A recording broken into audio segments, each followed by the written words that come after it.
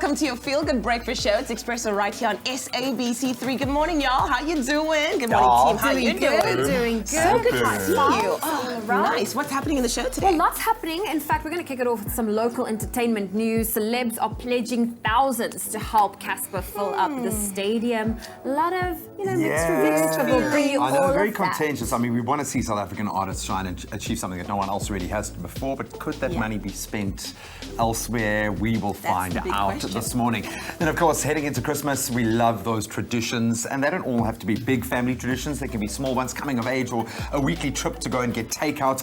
Myself and Nikki Bush are going to talk about exactly that this morning, get into some creative parenting. Very, very cool. Then we also take a look at what's trending. And you know what? I don't know why people decide to tweet Gordon Ramsay their meals, because you know what? You're going to get burned. This one is really hilarious, so stay tuned for that. And he does tweet back, yeah. He really does tweet back. does. So we will censor that this morning, but we won't be censoring these gents. Why settle for one acoustic guitar when you can have two? And brilliantly played at that. Bad Peter in the house this morning. Welcome, gentlemen. Sounding absolutely phenomenal. So you want to stick around for our little midweek jaw this morning. It's going to be awesome, but let's get you prepped for the day ahead with those temperatures. Thank you so much, team, and a very warm welcome from my side as well. It's definitely going to be a feel-good Wednesday. Let's start off with your weather and those temperatures. And yesterday's welcome rain is set to continue for today with cool temperatures that can be felt throughout the eastern and western Cape, and up north, a little bit warmer temperatures and thunder showers expected in certain areas. Polokwane begin op 14, dit styg na 28 grade met 'n paar donderstorms. Mbombela 17-33, Pretoria 8 en 'n maksimum van 26 met 'n paar donderstorms wat verwag kan word, en so ook vir Johannesburg op minimum van 6 en 'n maksimum van 24. Mahikeng 6-26, Klerksdorp ook 6-26, Kimberley begin op 5 grade minimum en 'n maksimum 22 later vandag. Bloemfontein 'n koue 4 grade minimum, maar 'n matige 24 later, en 'n paar donderstorms wat verwag kan word. Richards Bay op 14 en 'n maksimum 26. Pietermaritzburg 8 minimum with a maximum 20 and some showers expected. Also some showers for Durban today, minimum 15 with a maximum 22.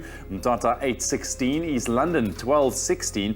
Cradock starting off on 6 with a very cool maximum of 10 degrees expected and some showers as well. Port Elizabeth 13-18, George 11-15. Sutherland very cold today, 4 minimum with a maximum of only 9 degrees. Cape Town also a cool day expected, 12 minimum with a maximum 18 degrees and a couple of showers throughout the course of your Wednesday. And Worcester on 8 minimum with a maximum 16. Springbok 7-17. Uppington on 8 minimum with a maximum 17 degrees and a couple of showers expected. That's a wrap for your weather for the 6:30 bulletin. We'll keep you updated. I'm back just after 7 with another look. Well, on that note, let's take a first look at the roads, starting off in Gauteng in Centurion. There's been a multi-vehicle accident on the N1 southbound after Samrand Avenue.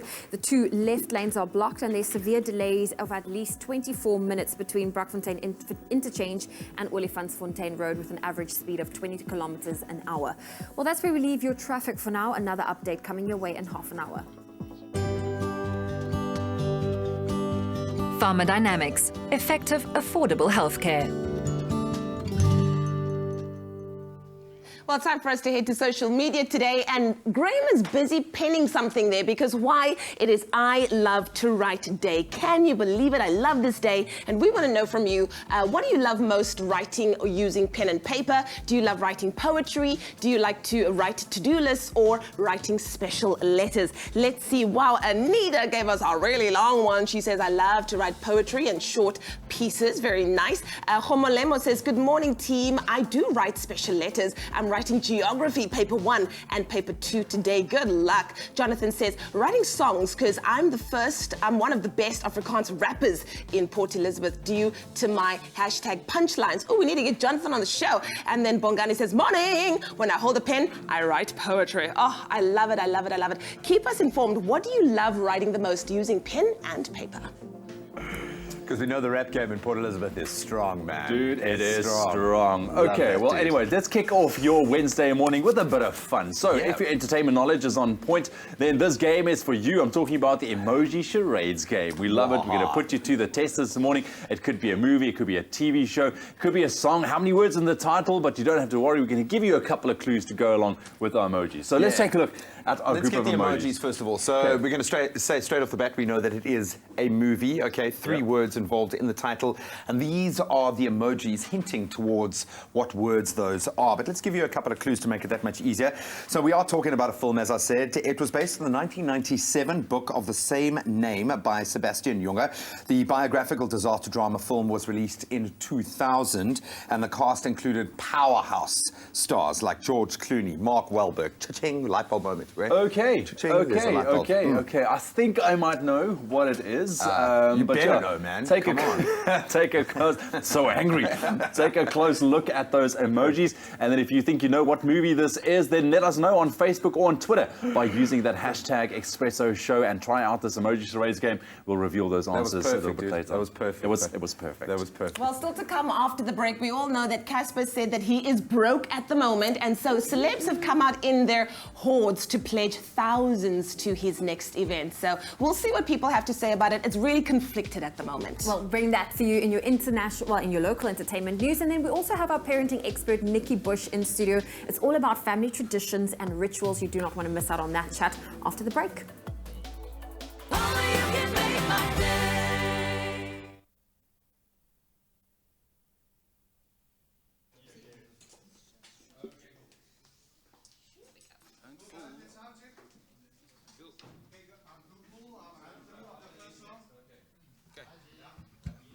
Do you want a full run through? 1, 2, 1, 2. Do we need to? Because we haven't warmed up the vocals, so we don't want to strain. We don't.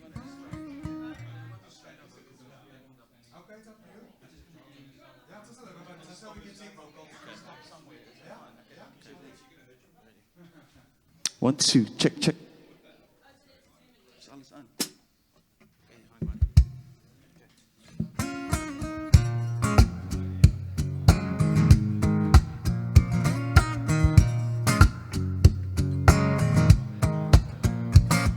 Step into the light of another day with the same old fears, hoping they'll just go away. When will they go away? They told me that this guitar here's just too acoustic. No one likes your music, it's not electronic. Maybe you should think of trying something different. It might not be you, but it will get them listening. Only here, killing time, hoping to be next in the production line. I know I don't always do as I am told, but it frees.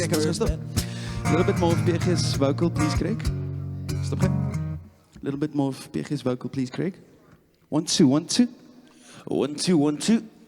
1, 2, and again it changes. A little bit more head, please. Because we already solo. 1, 2, net die vocal weer seker maak. Okay. 1, 2, 1, 2. Trap het gou kick ook. A little bit more kick as well, just a little bit. Dankie, Craig.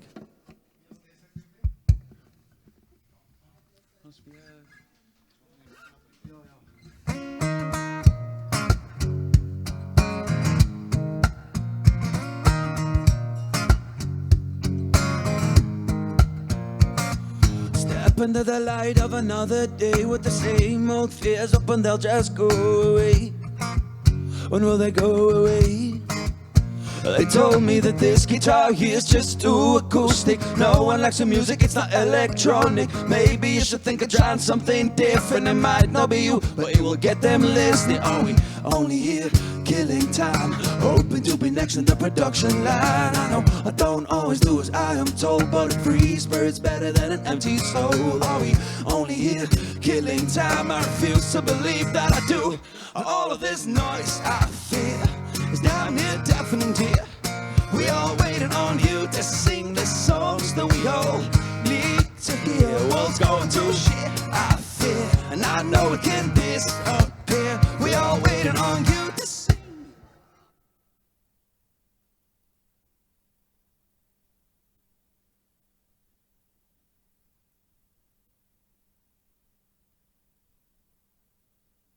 It's my feel-good breakfast show.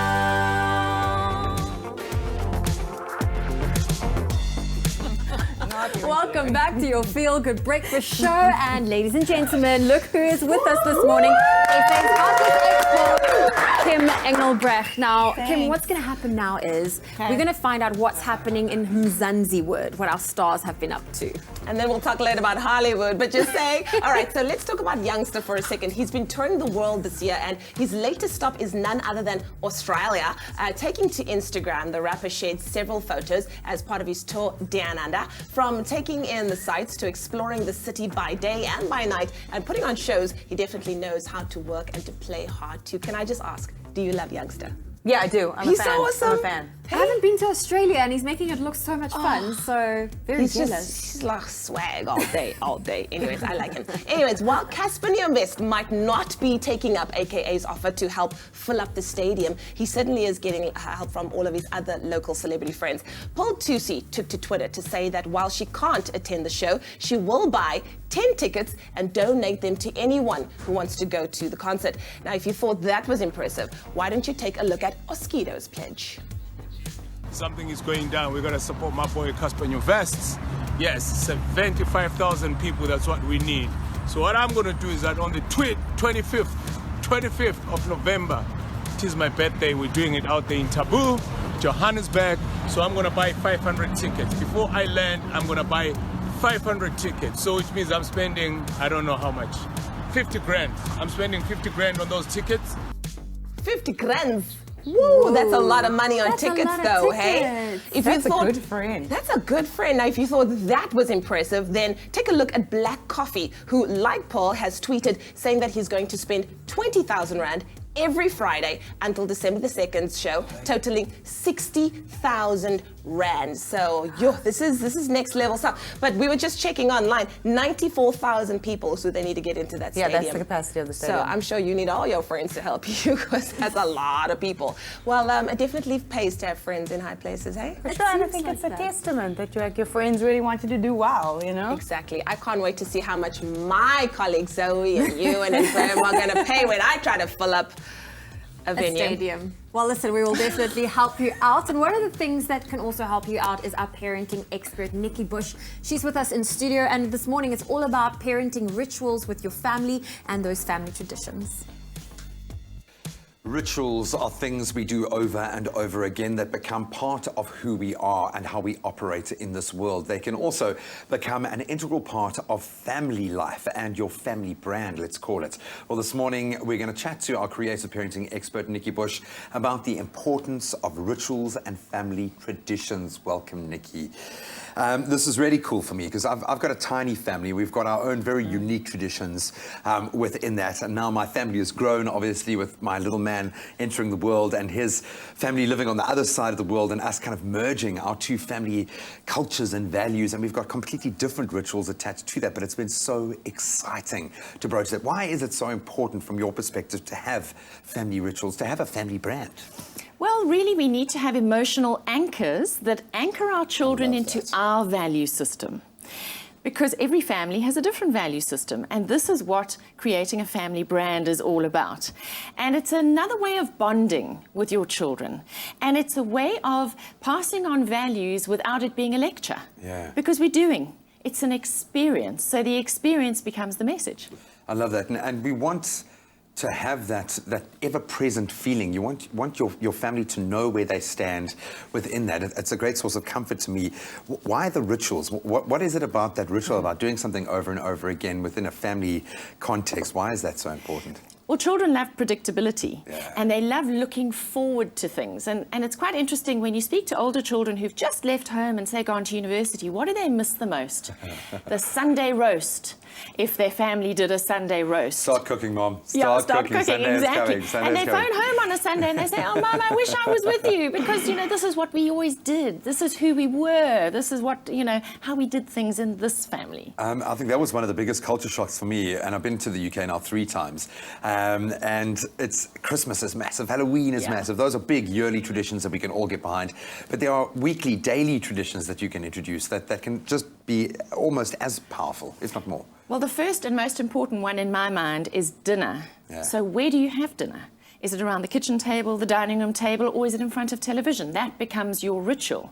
And I hope that our viewers are actually spending a little bit of time without screens when they're having dinner, because that's where you have this conversation that goes on. Yeah. And then what about your bedtime rituals? We put children to bed every single night. And there are all these rituals: tickling the back, reading the story, kissing teddies good night, night night Mr. Moon, and all the rest. Those become part of the fabric of our children's lives. And then we have weekly rituals. So some families have one night a week where they have takeaways. And that becomes a big thing, especially when you're very little. Takeaway night. You can choose, this week it's my choice. Yes, next exactly. week it's sister's choice. Or maybe you have a games night on a Friday night where you share with other families. Maybe your family comes to you one Friday night and you go to other families other Friday nights. You might have religious rituals, like Catholic families have fish on Fridays. Yeah. Or Shabbos. Exactly. And then some families who are church-going families tell me they have little rituals, like on the way home from church on a Sunday, they go and buy slap chips. Or maybe you go out for a coffee, or, but what is that thing? I mean, we always, when we were going on holiday, or when we go on holiday, we have a 13-hour drive down to the coast. We drive far. And we always stop in Colesberg at the same place for our breakfast or lunch or whatever it is, depending on the time that we left. Now, the one year, we actually bought tickets. When my son was 3 years old, he'd never flown. I bought tickets to fly so that he could get the experience. And he said, but will the pilot be stopping at XYZ place? And I said, no. He said, then I'm not going. The funny thing is, I was thinking of exactly that and how my mom and I solve the problems of the world with every road trip that we do. And we have that family tradition of taking these. It doesn't have to be to anywhere spectacular. Yes. It's just about being in the car together and really connecting. We're going to chat a little bit more about this. And hopefully this is inspiring that same sense of nostalgia in you and making you realize how many awesome family traditions you have already, and those that you can create and those that you can pass on. But we're going to continue the conversation in a moment. So keep those family traditions alive, and if you don't have them, make them happen. I think it's very, very special for the youngsters. That's definitely one thing I'm looking forward to going into this festive season. Right now, though, let's quickly focus on our matrics. Yes, writing Afrikaans paper 2 and history today. So what we've asked you on social media, what is your favorite thing that you've learned about in history? It was definitely one of my tough subjects when I was a youngster at school.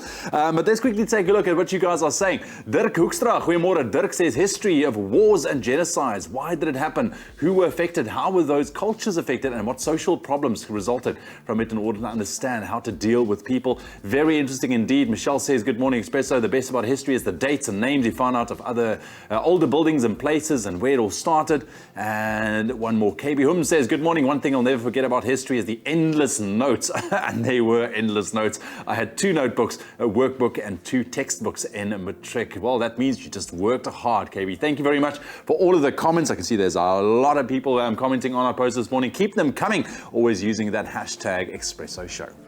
Yeah, man, sending you nothing but the best of luck. You guys have studied hard. That finish line is almost there. Now, let's turn to our sporting achievements. Behind every winning sports team is an exceptional team of coaching staff. And right here in South Africa, we have an abundance of talent in both departments. Our next guest is certainly no stranger to being a part of a championship-winning side. Since playing for the Western Province cricket team, he has gone on to become one of the most successful and innovative, and I stress innovative, coaches in the world. Coach Paddy Upton now joins us this morning to chat about his role in unearthing the next generation of exceptional South African sports coaches and talent. Paddy, what a pleasure. Cheers. What an Thanks, absolute Graham. pleasure. Good to be here. It's amazing. Looking at your CV, I think you've coached in pretty much every Premier League, every Super League, part of the Indian Dream Team that went to #1, working alongside Gary Kirsten, yet so much of your focus is now going into that bottom rung, the early stages of climbing that ladder, working with school cricket coaches. Why that focus? How important is that? I think schools coaches, first of all, it's a really thankless job at that level and very often unpaid. And they're getting our kids at a really formative stage of not only their sporting career, so they're needing to learn the skills, but very much as human beings. So creating the experience for them, creating the enjoyment. If they enjoy it, they're going to play longer to matric beyond that and learn a whole lot of really healthy social skills, physical skills. So there's so much more than just sport that coaches are involved in at the school level. So funny, when I look at my group of mates now, still very much connected.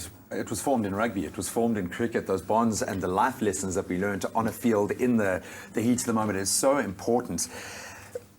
Looking at your CV, yes, that really is impressive, but I think what has certainly jumped out for me is this commitment to learning. Congratulations on becoming an associate professor. I was hoping you'd come in your mantle this morning. But for someone wanting to be a successful coach, for whatever their personal motivation is, what's been the key to your success? What keeps driving you? I think the obvious thing and probably the easiest thing is to know the game that you're going to be coaching. But today that's very easy. You don't need to wait for coaching courses. You can get anything you need on the internet. Yeah. It's important to understand your personal values as a coach, the commitment, the work ethic, particularly today, the commitment to learning, the commitment to growing, because the coaching landscape is fundamentally changing from what it was 10 years ago. Every day, thankfully. And I think probably the most important thing is you're in the people's game. So it's really understanding people, get to know people. And the best way to get to know people is actually to get to know yourself. So I think personal mastery, understanding what you're good at, what is the impact you have on other people, the better you know yourself, the more you learn about yourself, the better chance you've got of relating to others well and therefore being a good coach. And being a better mentor. I love that. So I couldn't work my way around this. I think I've been driving everyone insane here because I just can't let go of this last weekend and the Springboks. And obviously Bafana added to that. They'll throw them in that bucket. Very disappointing. We know South Africans, we're far too emotionally invested in our sport. What's going wrong on the national level from your perspective? It's really difficult. You know, it's a system.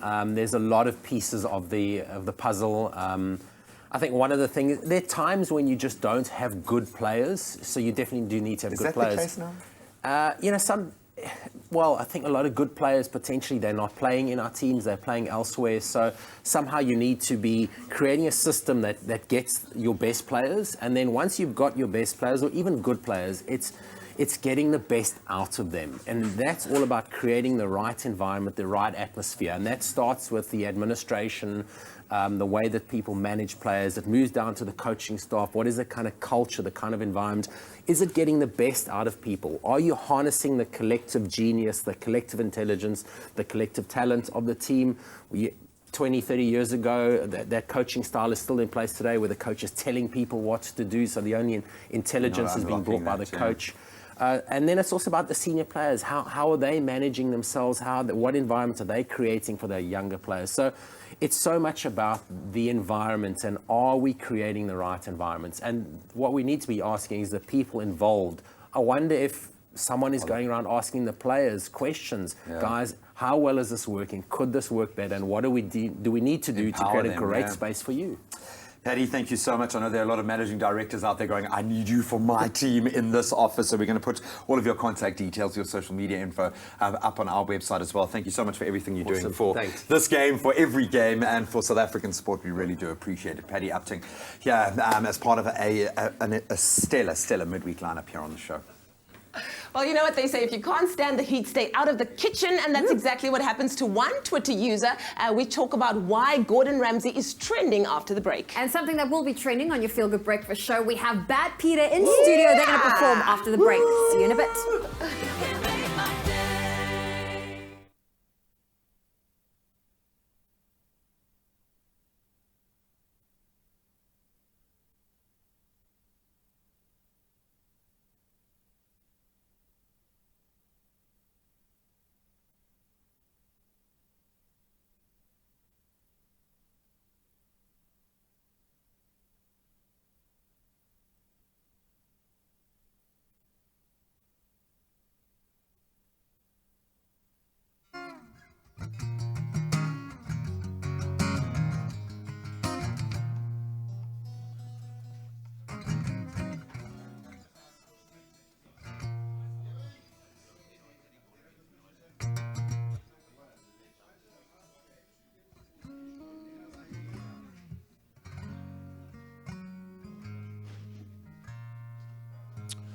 Checkity check.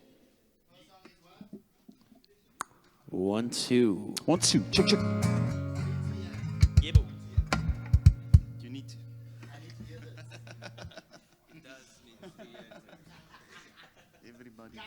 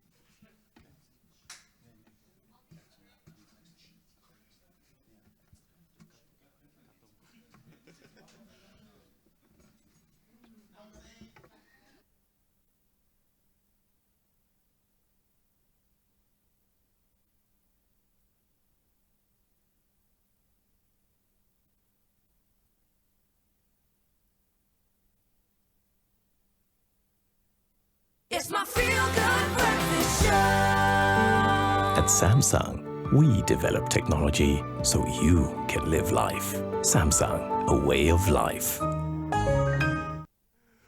Welcome back to your Feel Good Breakfast Show. This is Expresso right here on SABC 3. Thank you for choosing to start your morning with us. It's the middle of the week, ladies. It's halfway there. And the middle of the month. Can you believe it? Yeah, Hey, yeah. November. Oh my goodness. Anyways, right now let's have some fun. It's time to check out some of those interesting, funny and random things that we stumbled across on social media. I love it. What do you have This for might us? bring a little tear to the eye. Okay. A little girl, you know, as little girls always dream of their dream wedding. Now, 5-year-old little Sophia was born with a genetic heart defect. Oh, wow. And her dream ahead of her 4th surgery would be to marry her best friend, man. Hunter.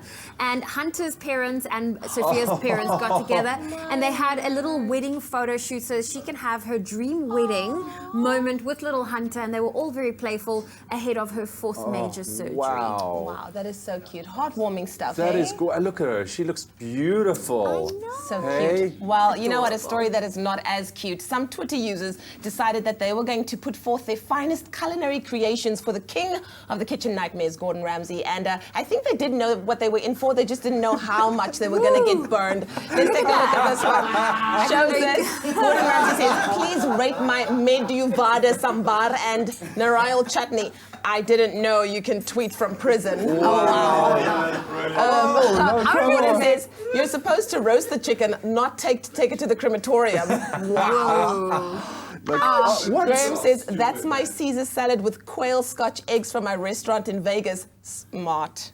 Bummy. Wow. Smart bum. There we go. I think obviously people are just doing this to get his response. Well, you know what? Some of those people are really proud of the dishes Yeah, they present absolutely. to him, and he just roasts them. It's hilarious. But taking a look at those photos, like you shouldn't even have sent them. You shouldn't I even. won't. No, I I will won't. do it just for fun.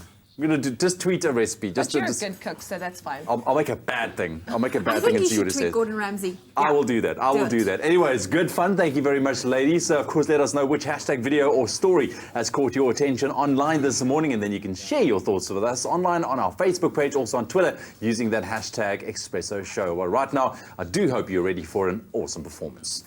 And I have to let you know that Ewan is a super fan, gentlemen. Ewan is a super fan this morning. We have got Bad Peter in the house. We're going to call them a folk rock duo from Pretoria, but you really don't want to label them. If you've listened to their 2015 EP, Let Go, you'll pick up subtle hints of Latin, of blues, of a little bit of African, even a bit of reggae in there. And you're going to know what we mean when they are stellar and their star is on the rise. They've just released their first independent EP, so congratulations, gentlemen. Here they are performing the title track, Need to Hear. Yes. Come on.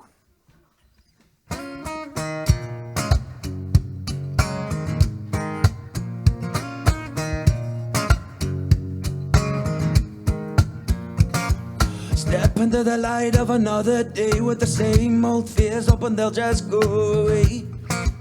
When will they go away?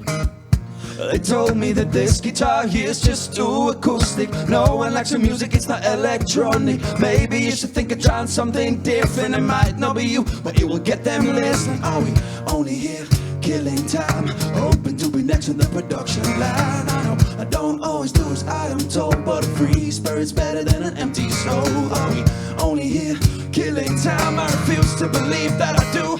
And all of this noise I fear is down here deafening dear. We all waiting on you to sing the songs that we all need to hear. World's going to shit, I fear, and I know it can disappear. We all waiting on you to sing the songs that we all need to hear. We need to hear, we need to hear. We need to hear, we need to hear. Two normal dudes, how can you be different? I listen to the music once I feel you earned it.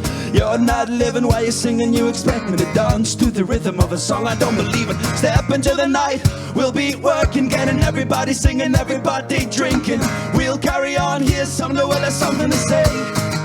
Someday we will, are we only here killing time? Hoping to be next in the production line. I know I don't always do as I am told, but a free spirit's better than an empty soul. Are we only here killing time? I refuse to believe that I do.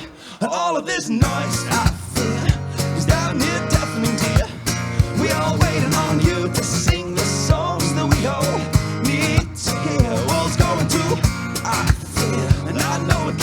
disappear. We all waiting on you to sing the songs that we all need to hear. We need to hear. We need to hear. We need to hear. We need to hear. All of this noise I feel is damn near deafening, dear. We all waiting on you to sing the songs that we all need to hear. World's going to our fear, and I know it can't disappear. We all waiting on you to sing the songs that we all need to hear. We need to hear. We need to hear. We need to hear. We need to hear. We need to hear. We need to hear. We need to hear. We need to hear.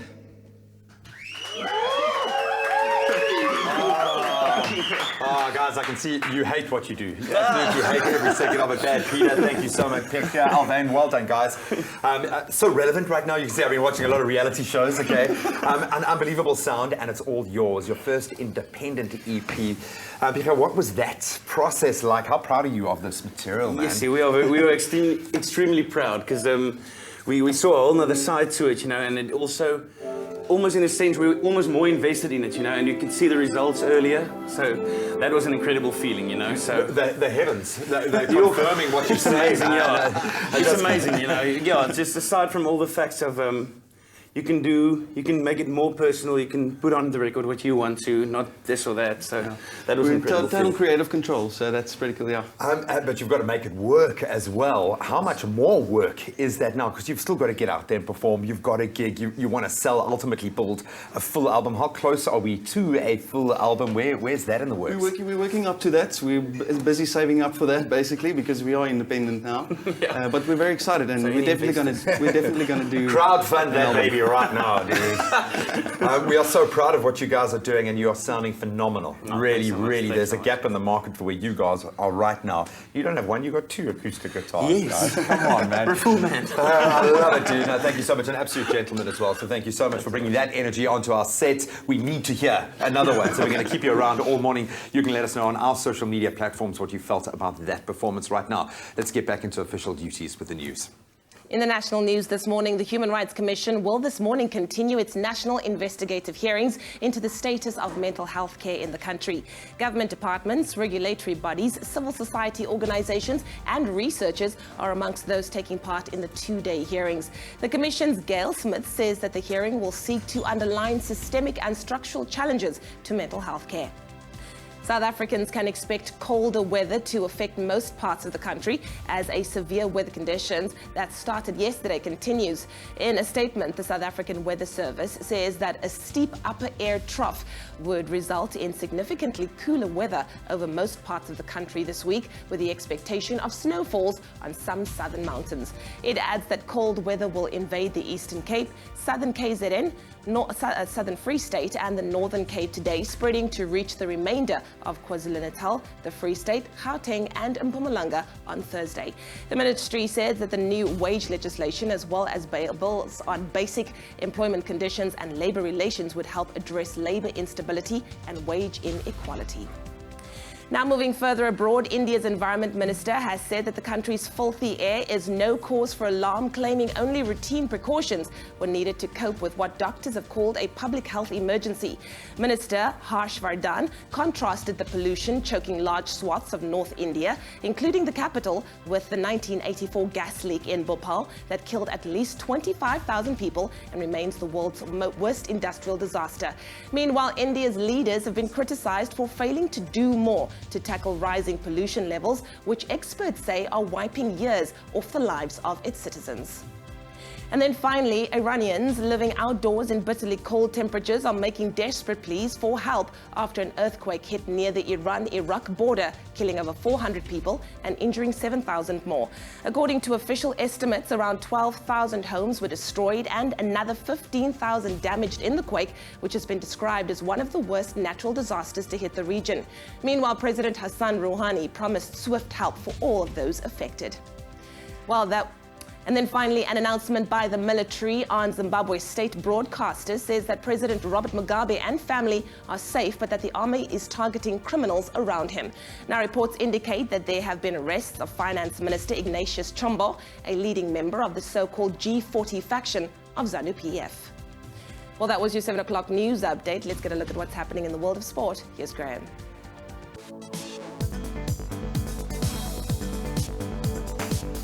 Well, we stand on the foot of what could be a momentous day for South Africa. The host country for the 2023 Rugby World Cup is going to be announced later today. I hope you've got your green and gold on, with South African rugby currently standing as firm favourites. After an in-depth analysis from the Rugby World Cup board, South Africa's bid received the #1 recommendation ahead of France and Ireland. Now, World Rugby, they're going to make that announcement later today in London at about 3 o'clock. Then on to football. Bafana ended their World Cup qualifying campaign last night with a 2-1 loss to Senegal in Dakar. With the game looking as if it would end as a 1-1 draw, Kara Mboji scored a 93rd minute winner to see Bafana finish the group in last place with 1 win in 6 games. Also in action last night, Burkina Faso, they earned an impressive 4-0 win over Cape Verde. And staying with our qualifiers, Denmark became the final European team to book their place at the 2018 World Cup, and they did it in style as they beat the Republic of Ireland by 5-1 in Dublin last night. A hat-trick from Christian Eriksen, helping seal the 3-1 aggregate winner after the first leg ended as a goalless draw. So the final 2 World Cup 2018 teams will be decided tonight as Australia welcome Honduras and Peru, they're up against New Zealand. Then we talk about momentous occasions. Yesterday was certainly that in the pool. Chad le Clos made swimming history yesterday when he picked up gold in the 50-meter butterfly at the Tokyo leg of the FINA World Cup. What made it so remarkable, le Clos' gold medal, is it saw him become the first swimmer to win the 50-meter butterfly 27 times in a row at the FINA World Cup, which stretches his undefeated run in the event to 4 years now. Earlier in the day, le Clos also claimed silver in the 100-meter freestyle, with Russia's Vladimir Morozov taking gold. So congratulations, Chad. That's where we leave our sport for now.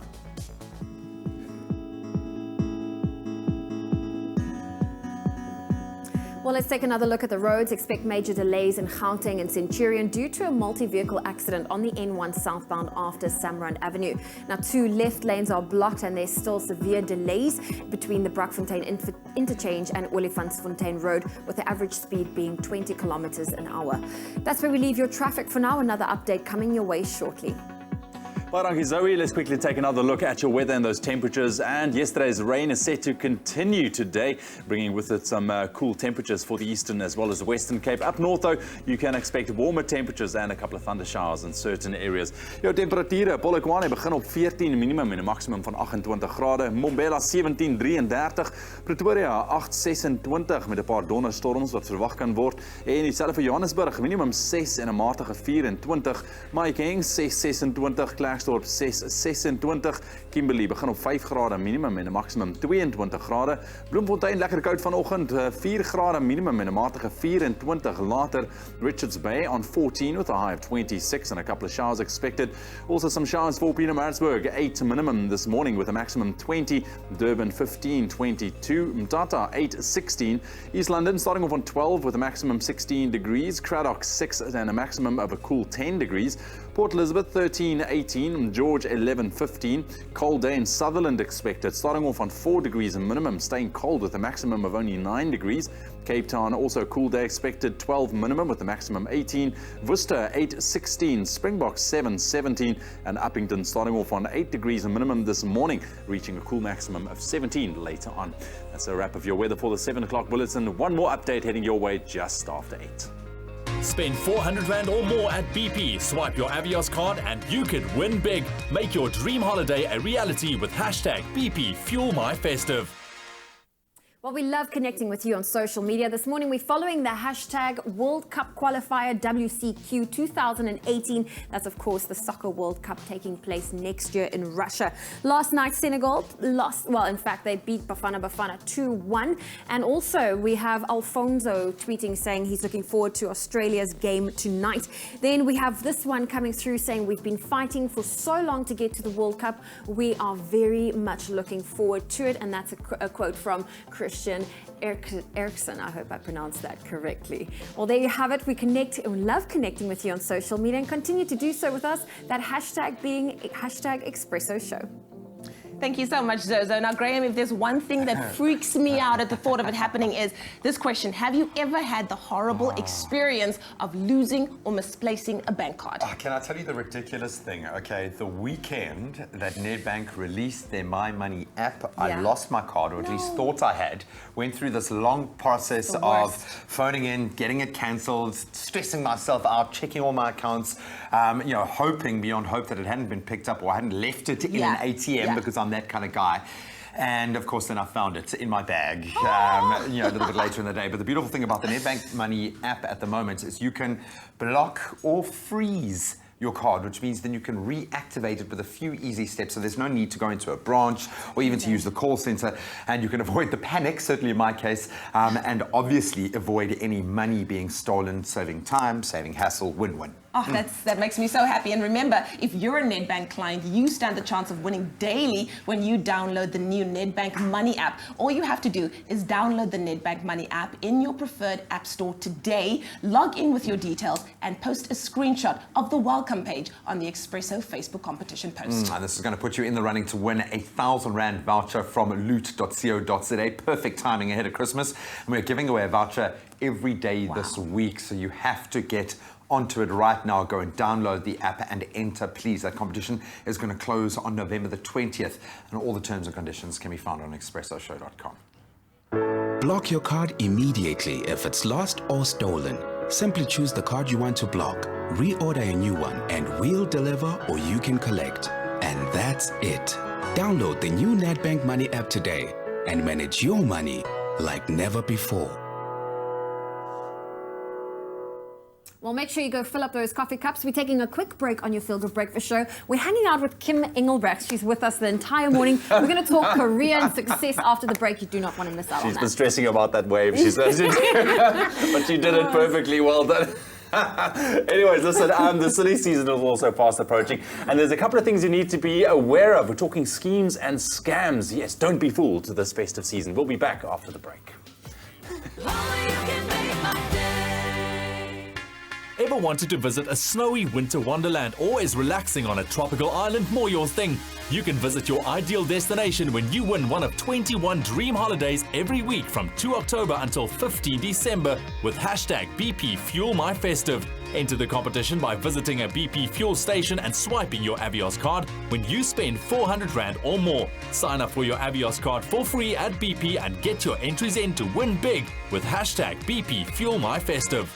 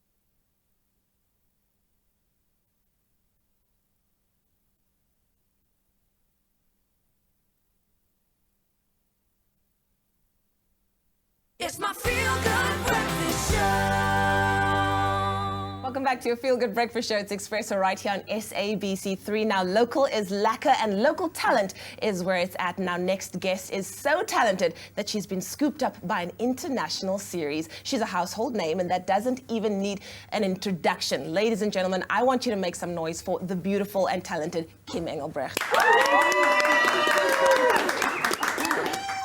You know what? We're so proud of you. And I'm not like, because we were in high school together. I don't know if anybody knows that. Up the road. We live you up know, the road. So Yeah, we I'm used to like, live up the road. Girl, I want to say congratulations. We want to say congratulations. You are doing so amazing. But how does it feel to be a part of a massive Hollywood production like this?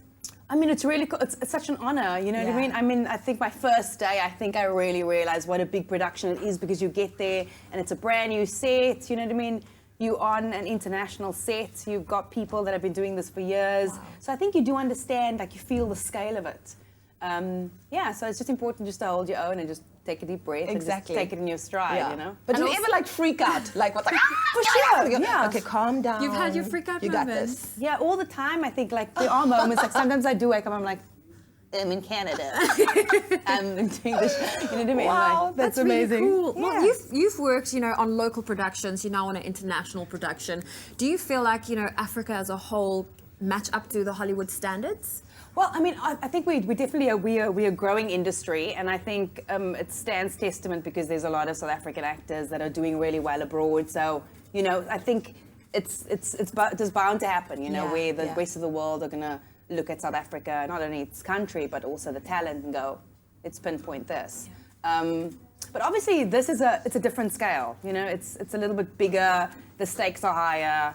I'm not only playing to South Africa or to Africa, I'm playing to the rest of the world. So, you know, but it's exciting. It is exciting. It's very exciting. Now, I think why I'm so proud of you is because I knew you back in the day. You know, back in the day, before all of this happened. And just seeing your journey is so incredible. What about other young people who are looking at you right now, who are wanting to follow in your footsteps? What would your advice be to those who want to do the same? Do what you need to do. I think it's just like uithoudingsvermoë, you know, I know what I mean. Like you just try and try and try, and you fail and fail and fail, and you start again. And I think just not losing hope, and also understanding that the job that we are doing, if you want to choose anything in the arts, or maybe you want to be an amazing athlete, you know, you want to try and be the best. So obviously the competition is rife, and it's not always going to be smooth sailing, but, you know, just like the risks are high, the rewards are even higher. So just like don't stop, you know, don't stop.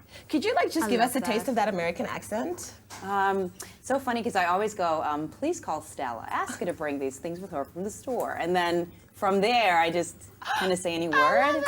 So cool. Oh, well done, well done. Oh, thank you. Well, Kim, thank you so much for joining us. And you're going to be hanging out with us the entire morning. For sure. Yes, she is, with that little sweet American accent. Thank you so much for joining us, and don't go anywhere. We love the fact that you're flying that South African flag oh so high, and know that we are very, very proud of you.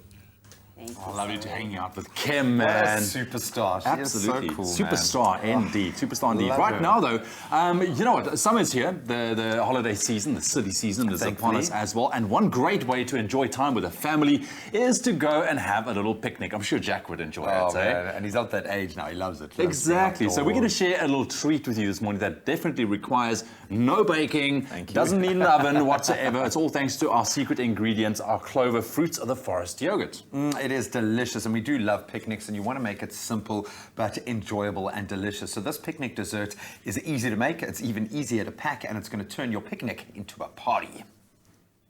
To make the most of your summer, you want tasty treats that take little time to prepare. Thanks to Clover, you can give your friends and family something delicious and nutritious with Fruits of the Forest Mixed Berry Yogurt Fridge Squares. You'll need Clover Fruits of the Forest Mixed Berry Yogurt, fresh berries, Clover cream, Clover full cream, condensed milk, berry jelly, boiled water, caster sugar, Clover butter, and shortbread biscuits. First, crush the biscuits and stir through the melted Clover butter.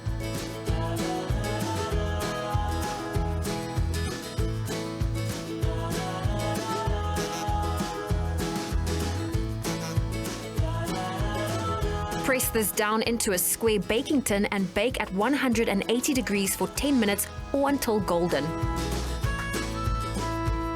Place fresh berries in the saucepan and sprinkle over with caster sugar. Bring the mixture to boil, stirring until all sugar has dissolved. You can add a splash of water and cook for a few more minutes. Combine the jelly and boiled water and set aside to cool slightly. Next, stir through the Fruits of the Forest mixed berry yogurt and the Clover full cream condensed milk.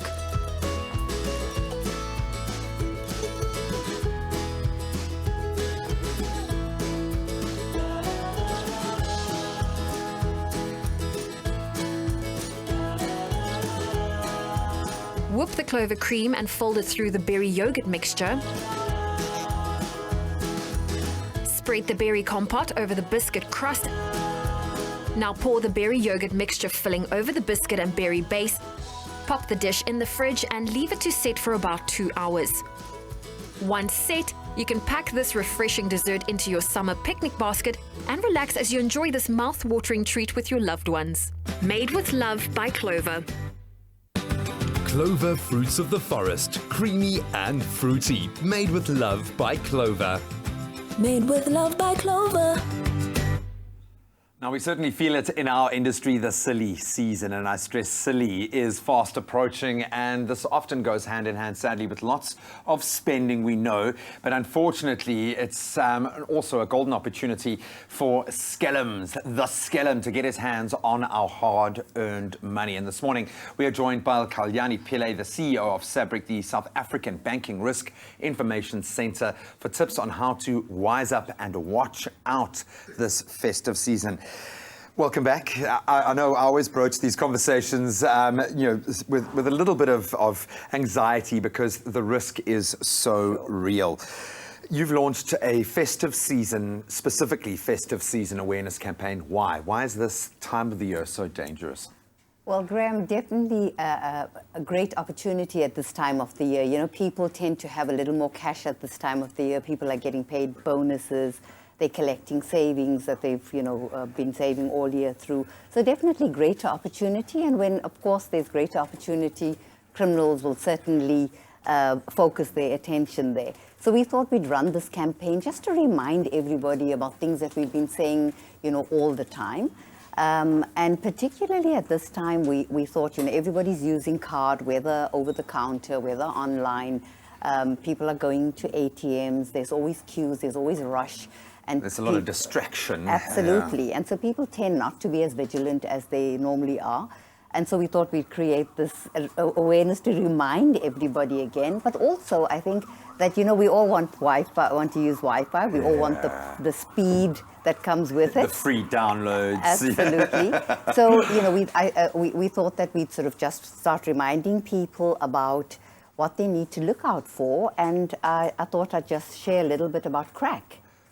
Crack? What? I mean, come on. This is about banking, please. Yes. Okay, we know it's a risk. No, I'm very curious. What does crack mean? So crack is the short, the acronym for Key Reinstallation Attack.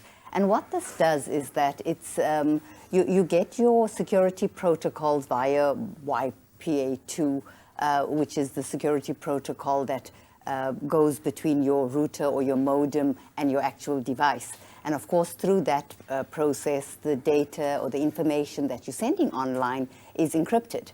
So what this does is that it bypasses the security protocol so that it then it goes a different route so that it then gets access to your information that you're actually sending online. And we thought that it's really important to let people know that when you're using Wi-Fi, because of course we all will the minute we have access to it, that you should be very mindful of what kind of information you're actually sending over this particular network. And the things that we want to alert people to is never, ever send anything relating to your banking. Don't do any transactions if you're in an unsecured Wi-Fi. But the one thing I must say, so as not to create panic over crack, is that for the perpetrator to actually do the attack, they need to be within Wi-Fi range of you. So of course the attack surface is now smaller. But despite that, just sort of rather always make the assumption that you're in an unsecure environment. so that you're mindful of what kind of information. Because even just getting some basic personal information, can they use that information to access your bank accounts? No. So that's really important. So we sort of differentiate between personal information and confidential information, although it's all still your personal information. So your personal information will be things like your address, your phone number, your ID, your passport documents, all that kind of thing. We're categorizing as confidential information issues around your username, your password, your PIN number, your CVV number, your expiry date. So be very careful about when you're actually using that and where you are.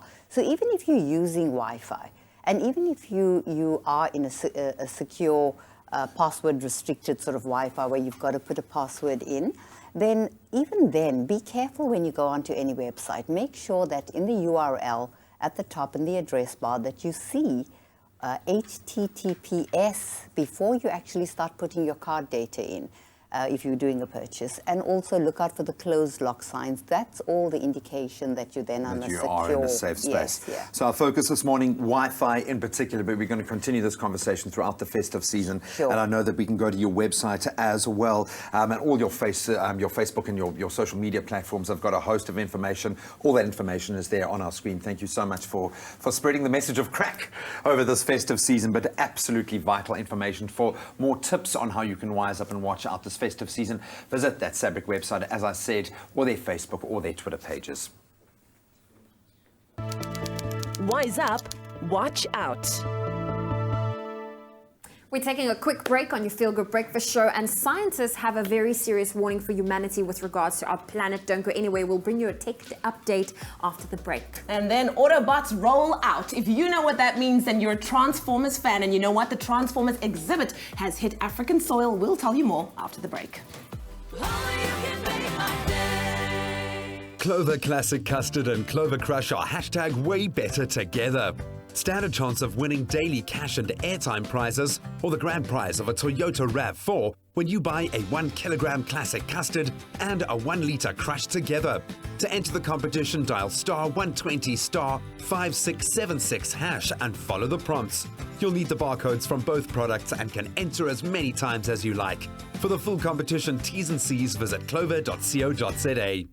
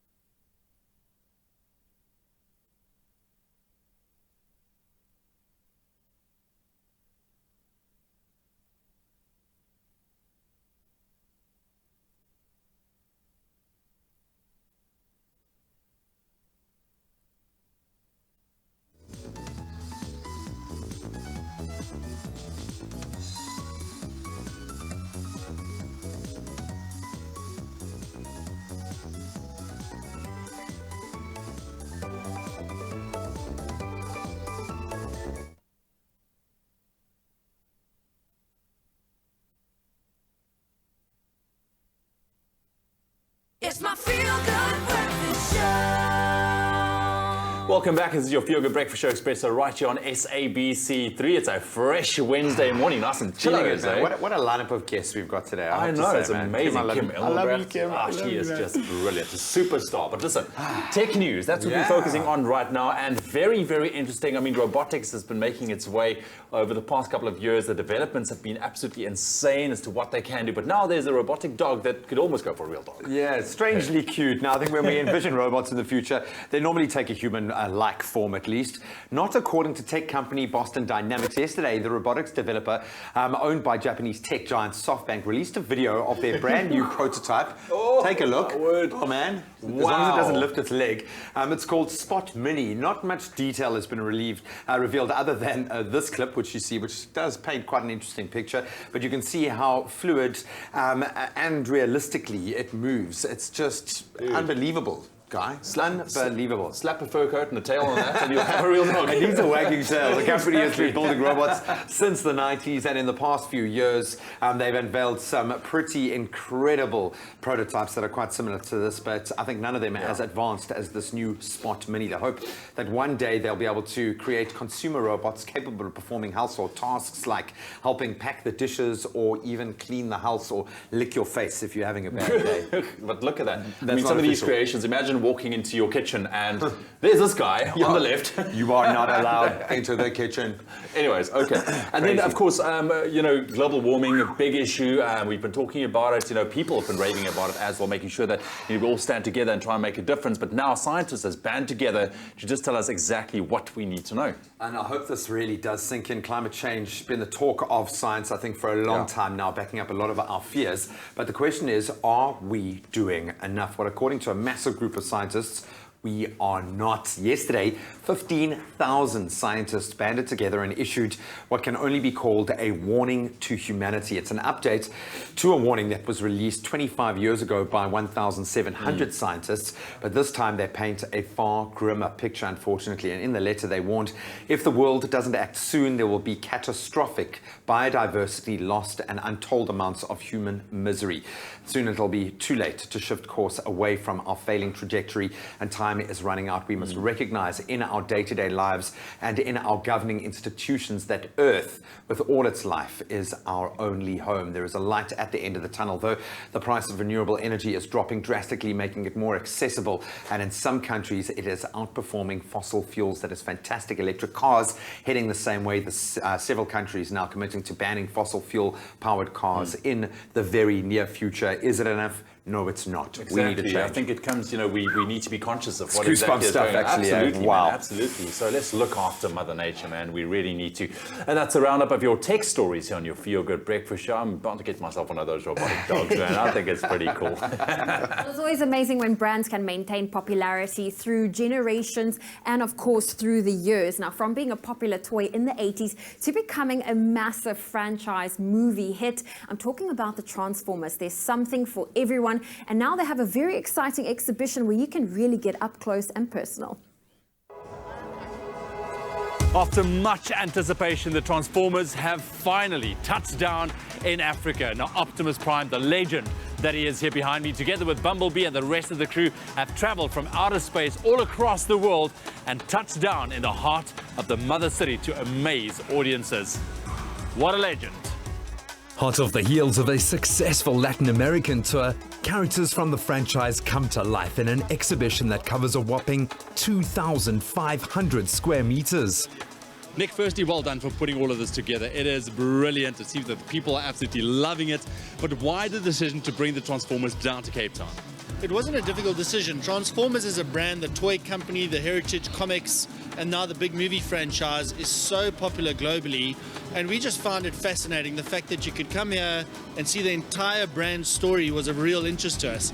And then we like to bring big exhibitions, and this is kind of the biggest one out there. So it was a pretty easy decision to make.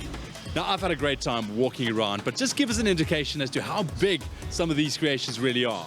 They're enormous. We've got one robot dinosaur which is 9 meters from the base of its tail to the end of its mouth, and they weigh anything up to about 3-4 tons. So they're enormous creatures and enormous robots and enormous pieces of steel. And on that note, I mean, what do you think from the response in terms of the people, the kids that came here tonight?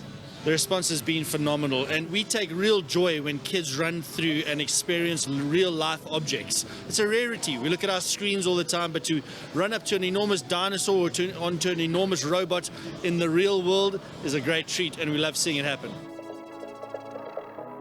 Now, not only is it the first time that this iconic franchise is in Africa, but with lifelike and mind-blowing sculptures like these set against the scenic backdrop of a different planet, you almost can't help but feel that you've been transported into a different world. I mean, take a look at this guy. Adorable, isn't he? Good boy. Good boy. Ah, no biting, no biting. Calm down, calm down. Along with the eye-popping performance technology, a surprising feature of the exhibition is the use of upcycled car wreckages to create the displays. The Transformers finally touched down in Africa, right here in Cape Town. What do you make of the exhibition so far? I'm excited. My 9-year-old one was blowing up in the car as we were coming through here, so she's super excited. So I'm coming in with a childlike heart. I remember catching the first Transformers movie, which was absolutely epic. So I just want to meet Bumblebee, man. I really want to meet Bumblebee. Yeah, man, it's fantastic. As the laser light and everything, it's overpowering. I think my son is a little bit starstruck and all weirded out, but wonderful and great to see it. Yeah, It's absolutely awesome. I'm actually mesmerized. I haven't stopped smiling since I walked through the gate. As you know, I'm a little bit of a petrol head and a mechanical fundi, to say the least. But you know what, as you can see, Megatron's one of my favorites. So, you know, he's a lot more authoritative, cool, calm, collected character who thinks things through. I know my niece, she's got a whole host of favorites, but Megatron's definitely one of mine. Now, these life-size, high-tech figurines are most definitely making a big statement. And my man Bumblebee over here is playing some pretty awesome tunes. So come down, have a party with the Transformers. It will most definitely be a couple of hours well spent. Let me go. Hey, hey. Okay, I'm a little bit jealous. Just a little bit jealous, dude. Absolutely awesome. So we've got Black Friday, we've got Cyber Monday just around the corner. These bargain-fueled holidays are the perfect chance to beat the festive madness by shopping online. I'm presenting the answer to our problems. Loot.co.za, the leading online retail store, has it all with an offering of, over, get this, 14 million products across 17 departments. It's your one-stop shop, and they deliver for free if you spend 250 Rand or more, which means you should probably buy a game that's valued at 250 Rand or more. The gaming department is always one that thrives around this time of the year, understandably. And if you're a gamer, listen to what our guest, Michael Morgan from Loot.co.za, has to say about our holiday wish list. Michael, welcome to it, Great sir. to be here. Thanks for having me. Thanks for bringing your goodies, dude. I hope you're going to leave that. Can't make any promises. You have one of the coolest jobs, I would imagine. Oh, well, it's such a hardship, man. Yeah, it's a tough one, but you've got to do it, man. Yeah. Someone has to do it. Gaming consoles keep leaping for quantum leaps forward all the time. What's on the market at the moment? What is making you excited about gaming consoles right now? Well, there's 3 big ones on the market at the moment, currently. There's the Xbox One S, there's the PS4 Slim, and then there is the Nintendo Switch. Oh, sorry, I forgot the PS4 Pro, which is actually out as well. What a console, what a console. And then coming later this year is the Xbox One X, apparently touted as being the most powerful gaming console ever created. So, wow. Can't wait to get my hands on that. You mentioned the PS4 Pro. Have you given it a spin? Unfortunately, I don't own one, but I did get to play it at a mate's house, and it is incredible. The graphics, if you want the best possible PlayStation experience, you get the Pro. Because you need it now with the kinds of games that are releasing at the moment. You mentioned the Xbox. How could they make it better? I mean, it just feels ridiculous that we could improve at this stage of development. Well, I'm not going to go into the nitty-gritties of the console because that gets a bit bogged down in details, but there's native 4K resolution on the Xbox One X, apparently, which is incredible. That means that the graphics that you're going to be seeing coming through on the Xbox One X are absolutely It's going to be stunning. better than real life. So you're going to have to go out and get yourself a new gaming monitor as well. Yeah. Just a warning. So I've been lucky enough to review some of the games that have come out. Gran Turismo Sport. Stunning game. Not a game, a simulator, I'm going to call it. But we have seen some phenomenal games coming out. Middle Earth. It just feels like we are in the best gaming time of our lives. What are some of the big games you expect to be flying off your online shelf? It has been a very interesting year this year. To list all the games that have been released this year would take an age. The big ones, Call of Duty, Super Mario Odyssey, special mention for that. The game's amazing. Yeah. Assassin's Creed Origins, as you said, Middle Earth, the new Middle Earth Shadow of War. Beautiful game. What do you call the enemy system? The fact that your villains learn? The Nemesis system, yeah. The Nemesis system. So if a low-level orc beats you in one of the earlier adventures, one of your forays, he earns street cred and can come back as a general later on in the game. It's incredible. Yeah, no, it's really cool. It's obviously one thing to have this incredible list, but you need access to them. You want to get them at good prices. What's the best way to go about getting these games connecting with you guys? If you want the best prices, shop at Loot, but you have to. yeah. But all of these games that have released have a 999 to 899 release price point. But there are games from last year, the year before, which have really great price points, like your 299s, your 399s. And watch out for Black Friday. We're going to have some really good prices on Black Friday. You're going to lose your mind. And it is, I have to remind you, the festive season. And with having a 6-month-old, I want to invest in a console so I can beat him for the rest of his life whenever we play. Oh, that's parenting. I absolutely love it. What game do you think is the pick of a lot for you? What do you think is going to be the best game out on your sales list? In terms of sales, I feel like obviously the FIFA 18 did incredibly well. Yeah. Call of Duty World War II did incredibly well.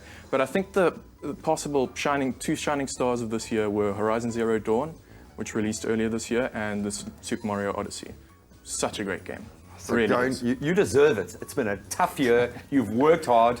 You deserve a brand new console. And we're giving away, can you believe, a Sony PlayStation 4 in a pick-a-box giveaway a little bit later. So hopefully you've been entering the BP Fuel My Festive and you can get your hands on any of these games, these consoles at fantastic prices at loot.co.za.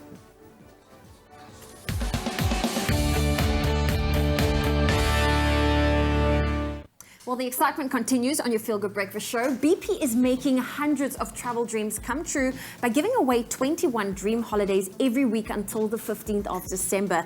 And in line with this promotion, from today until the end of this campaign, entrants to the BP Feel My Festive competition will also stand a chance of winning travel prizes right here in the Pick a Box competition. That's right, Zoe. So on the line this morning, we have Sunil Nirmal, who entered the competition by filling up with 400 Rand or more and swiping his Avios card at BP. Sunil, good morning and welcome to Expresso.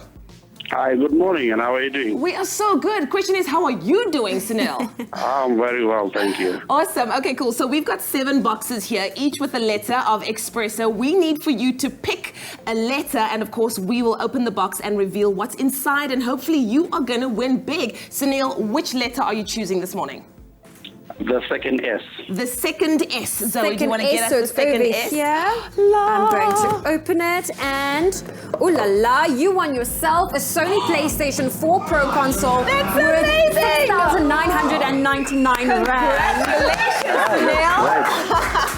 Lovely. Oh, that is an amazing all prize. The gents are jealous on set right now.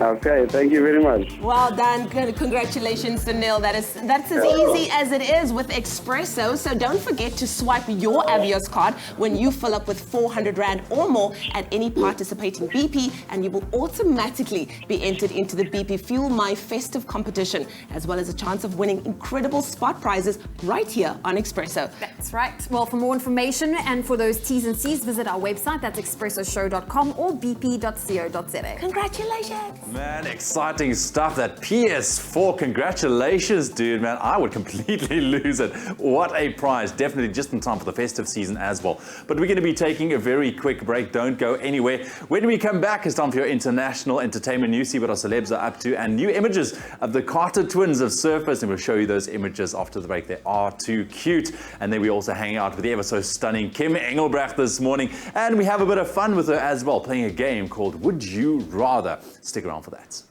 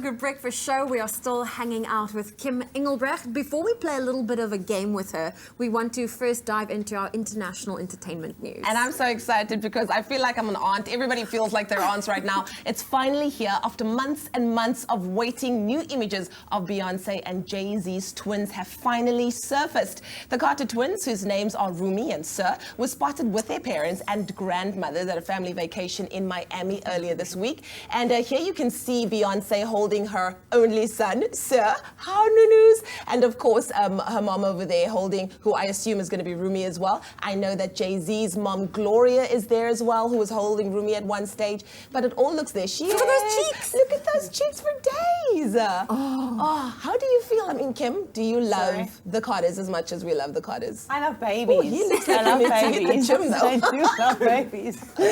And then, of course, big Blue sister. Ivy. Looking so cute. I actually saw pictures of Beyonce when she was younger. And they look exactly They the look same? exactly the same. I know, it's amazing. Like, Hey. genes won't lie. And I thought she looked like her dad. Yeah, probably going to become a Beyonce. Go for Absolutely. Beyonce. Well, we're very happy to see them all out and about and looking so wonderful, enjoying their family vacation. It certainly is amazing, but we want to see more. More and more and more.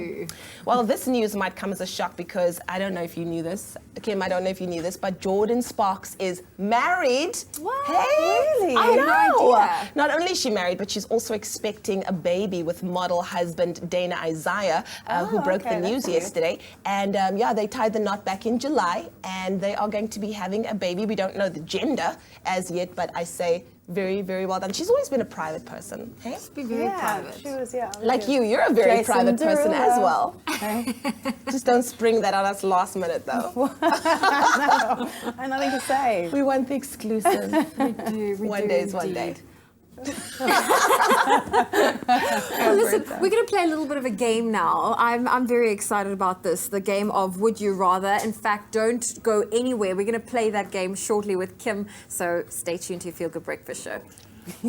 That's going to be very interesting indeed. But you know what? Now, this week on the Expresso Metro Movie Club, it has a prize for all of you superhero fans out there. Double tickets to see the Justice League in 4DX. Now, this action-packed film not only sees not one, not two, but five superheroes come together to save the world from an assault of catastrophic proportions.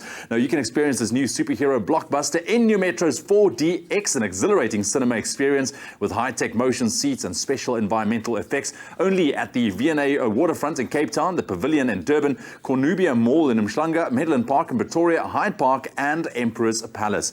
Now you can stand a chance to win those double tickets to see Justice League in 4DX. Simply SMS the keyword Justice plus your name and city to 40675. Now remember, you need to add the city in which you are able to watch the screening. T's and C's can be found on our website, expressoshow.com. Competition closes at midnight on the 17th of November, so make sure you get those entries in. But the big question, can Batman, Wonder Woman and their team save the world, or is it already too late? Enter, stand a chance to win and find out.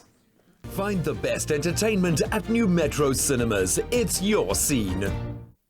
Well, I got very excited earlier to play a little game with Kim Engelbrecht. She's still with us in studio. And of course, since she's spending most of her time overseas, we thought we'd play a fun game with her to see just what she misses the most about South Africa. Now, as the saying goes, local is lekker, but let's see if Kim still remembers some of these local favorites. So what's going to happen, we're going to give you a few options and you need to tell us which one would you rather and tell us why. For sure. Which one would you rather choose? Okay, are you ready? Yeah, here we go. Would you rather choose a local Gatsby or a Canadian hot dog? Oh, a Gatsby. Oh, yes! Gatsby will win every time, though. And I'll probably Sorry, eat it faster Canada. than anyone else. All right, how about this one? Would you rather watch Isidingo? Sure. Or a US Answer. series? Come on. Isidingo, I'd love to see. Yeah. But old school, I'd love to watch like old school Isidingo. I know. Yeah. You know what I mean? With the pillars and those, I miss them. So what, would you rather watch our version of a taxi or an American cab? Would you catch, rather? That's a good one. Yeah, I mean, this is home. Do you know what I mean? And I used to travel with a taxi when I just started working, so. And it's always entertaining. Yeah. Yeah. All right, the last one. Would you rather, which place would be home to you, Cape Town or Canada? Come on. Come Yeah, on. Cape Town. I feel like these were easy, hey? But Canada's got a nice Cape Towny feel. You know, big city and like water. Kindness of like a small town also. You know, Canadians are really nice people, Yeah, though. like Cape Townians actually, Yeah. very, very hospitable. And Exactly. Like, yeah. They're the kind of very. people that will like, if you need like an address or something, they'll like walk you to the street. Yeah, definitely. So the next time we're going to get you a Gatsby, we're going to put you on a taxi home because, you know, that's what we do. But you know what? We're so proud of you. You're doing absolutely amazing things. And I was asked this morning by my director, who is a huge fan of the show, is there a scoop? Is there something that you can just tell us, you know, that we can look forward to? You know, the episode released today. So we want to know, like, what can we look forward to? We won't tell anybody. It launches in South Africa in January. Yes. So you guys are obviously, I don't know who's already been watching, Well, obviously. well, my director, he's ahead. But I mean, the character is going to develop, and yeah, she's pretty intense. You don't want to tell her how she's going to be developing? Well, but do you know anything about her? Yes. Yeah. So yeah, she's not what she seems, or they are not what they seem. Okay, definitely. Well, we're going to try and get a little bit more out of Kim Engelbrecht. She's holding on to that information real tight, but I'm sure she'll, you know, reveal a little bit things. The character will be developing. That's all we can say for now, but we want to say thank you to her for being such an amazing sport and, of course, playing along and proving that local is and always will be lekker. Thank you. Local is lekker indeed, and that proves true with our two gentlemen here that's having a very heartfelt conversation right now. Bad Peters in our studio, sticking around. They're going to be performing for us once again. The previous song was absolutely amazing. Make sure you don't miss this one coming your way after the break. And also Zola and Chef Angie is in the kitchen cracking that culinary code. So give us a call, 021 430 9881. We'll open the lines just for you. We'll be back after the break. It's my feel good breakfast show. Living it up among the bright lights of a big city. Well, make that dream holiday a reality with hashtag BP Fuel My Festive, and you can win one of 21 dream holidays every week from 2 October until 15 December. All you have to do is visit a BP fuel station, spend 400 Rand or more and swipe your Avios card. You can get your Avios card for free at BP and swipe to enter the greatest festive competition. Hashtag BP Fuel My Festive.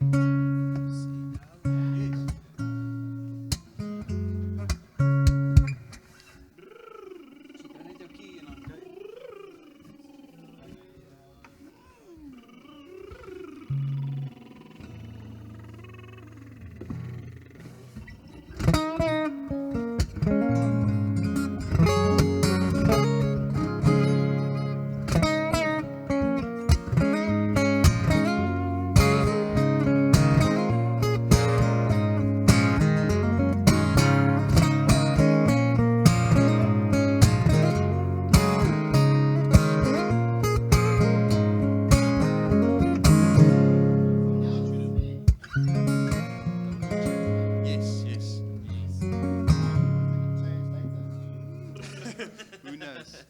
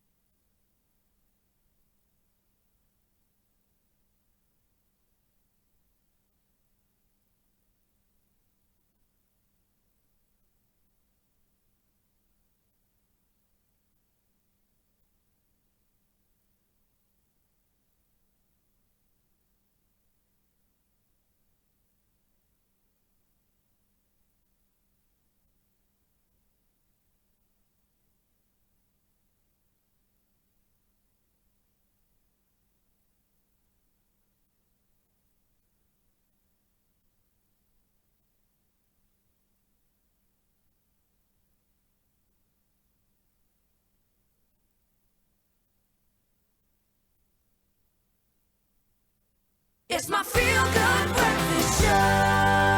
Welcome back to your Feel Good Breakfast Show. It's the Wednesday edition, or some people like to call it Hump Day. We also play a game of emoji charades game with you. Now, on social media, we gave you the indication that it is a movie. We're looking for 3 words, and we gave you the AOK sign emoji, some rough waters, as well as a boat. We asked you, we gave you a few clues, but we're looking for the book, the film that was based on the 1997 book with the same name by Sebastian Junger.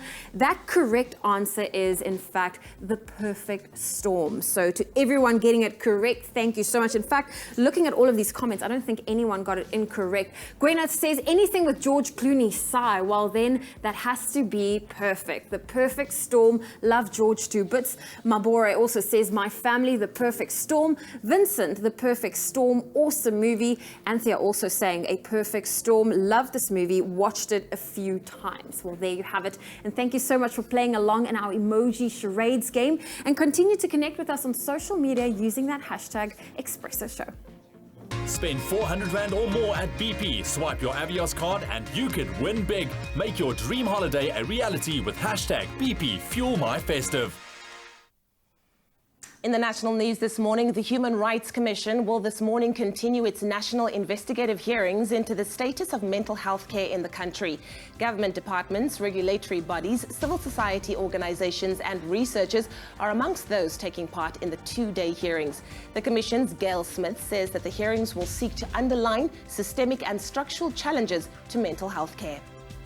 South Africans can expect colder weather to affect most parts of the country as a severe weather condition that started yesterday continues. In a statement, the South African Weather Service says that a steep upper air trough would result in significantly cooler weather over most parts of the country this week, with the expectation of snowfalls on some southern mountains. It adds that cold weather will invade the Eastern Cape, southern KwaZulu-Natal, southern Free State and the Northern Cape today, spreading to reach the remainder of KwaZulu-Natal, the Free State, Gauteng and Mpumalanga on Thursday. Now moving further abroad, Iranians living outdoors in bitterly cold temperatures are making desperate pleas for help after an earthquake hit near the Iran-Iraq border, killing over 400 people and injuring 7,000 more. According to official estimates, around 12,000 homes were destroyed and another 15,000 damaged in the quake, which has been described as one of the worst natural disasters to hit the region. Meanwhile, President Hassan Rouhani promised swift help for those affected. And then finally, an announcement by the military on Zimbabwe's state broadcaster says that President Robert Mugabe and family are safe, but that the army is targeting criminals around him. Reports indicate that there has been arrests of Finance Minister Ignatius Chombo, a leading member of the so-called G40 faction of ZANU-PF. Well, that was your 8 o'clock news update. Here's a final look at what's happening in the world of sport with Graham.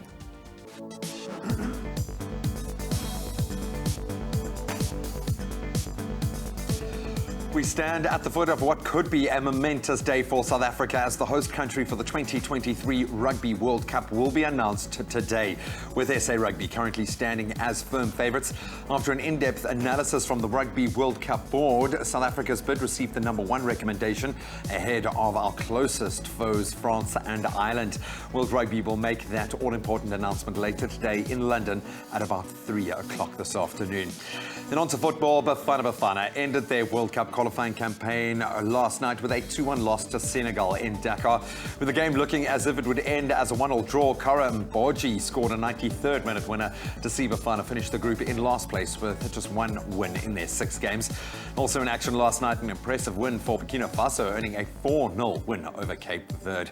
Staying with our qualifiers, Denmark became the final European team to book their place at the 2018 World Cup, and they did it in fine style, beating the Republic of Ireland by 5-1 in Dublin last night. A hat-trick from Christian Eriksen helped seal the 3-1 aggregate win after the first leg ended as a goalless draw.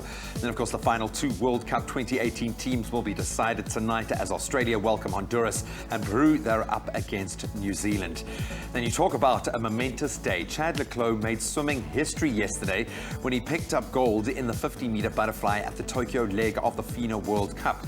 So Leclerc's gold medal swim saw him become the first swimmer ever to win the 50-meter butterfly 27 times in a row at the FINA World Cup. And that stretches his undefeated run in the event to 4 years now. Earlier in the day, Leclerc also claimed silver in the 100-meter freestyle, with Russia's Vladimir Morozov taking gold. So certainly sending out a massive congratulations to Chad and good luck to our World Cup bidding team. And that's where we leave our sport for today.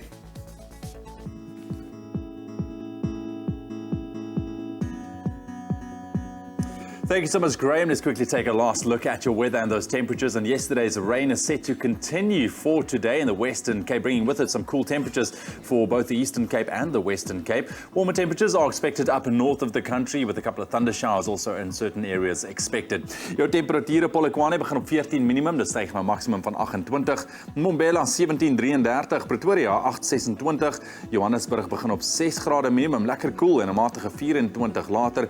Mahikeng 6:26. Klerksdorp 6:26 ook. Kimberley 5 minimum en 'n maksimum van 22. Bloemfontein 4 grade minimum en 24 later. Richards Bay 14:26. Pietermaritzburg 8 en 'n maksimum 20. Durban op 15 en 22 later. Mthatha on 8 degrees minimum with a maximum 16. East London kicking off with 12 minimum, reaching a high of a cool 16 degrees and showers expected. Also some showers in Cradock, 6 minimum with a maximum of only 10 degrees, nice and cool. Port Elizabeth 13, 18, and George 11, 15. Cold day in Sutherland expected, 4 minimum with a maximum of 9 degrees. Cape Town 12, 18. Worcester 8, 16. Springbok starting off on 7 with the maximum 17, and Uppington on 8 minimum, also reaching to a maximum of 17 degrees. That's a wrap of your weather on your Feel Good Breakfast Show for your Wednesday morning.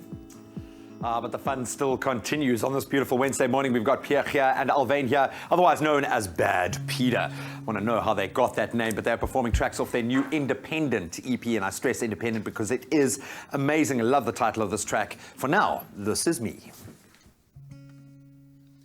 You see, now lately I've been losing sleep about all of this talk of when I'm 65. All I wanna do is sing, don't mind my credit rating. Don't know if I'll ever get to live like a king, but I've got a few things going for me. Get to play my guitar and we've got food to eat, and it might not be all that we thought it would be, but I can't see if there's more that I need. I know I'm gonna grow older, I'm gonna go far. Someday I won't spend all of my time in a bar. I know I'm gonna live somewhere with the earth beneath my feet. I can feel it happening, for now this is me. Ooh, ooh, ooh, ooh. I can feel it happening, for now this is me. Ooh, ooh, ooh, ooh. I can feel it happening for now. So many times I'm told there's no degree you hold. Don't you wish you had something to fall back on? See, you may not understand, all you see's a gypsy man. Boy, you'll be too poor to be a family man. But I've got a few things going for me. I've got this gorgeous girl who stands by me, and friends and family who share my dreams, and I can't see if there's more that I need. I know I'm gonna grow older, I'm gonna go far. Someday I won't spend all of my time in a bar. I know I'm gonna live somewhere with the earth beneath my feet. I can feel it happening, for now this is me. Ooh, ooh, ooh, ooh. I can feel it happening, for now this is me. Ooh, ooh, ooh, ooh. I can feel it happening, for now this is me.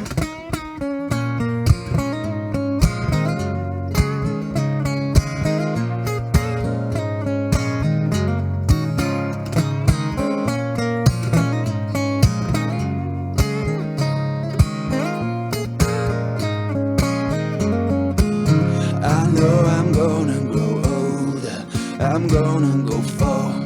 Someday I won't spend all of my time in a bar. I know I'm gonna live somewhere with the earth beneath my feet. I can feel it happening for now. This is me.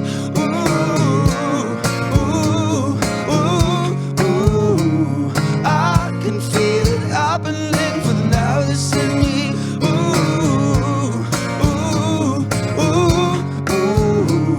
I can feel it happening for now. This is me.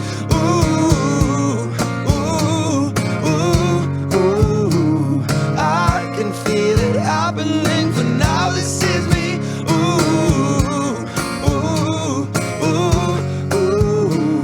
I can feel it happening for now. This is me. Let the reverb carry. I love all the personal affirmations in the new music, even in the titles. Guys, thank you so much. Absolutely awesome. I think what I'm loving, and you can see all these people like filming. I hope it didn't distract you, but everyone's like, oh, Instagram.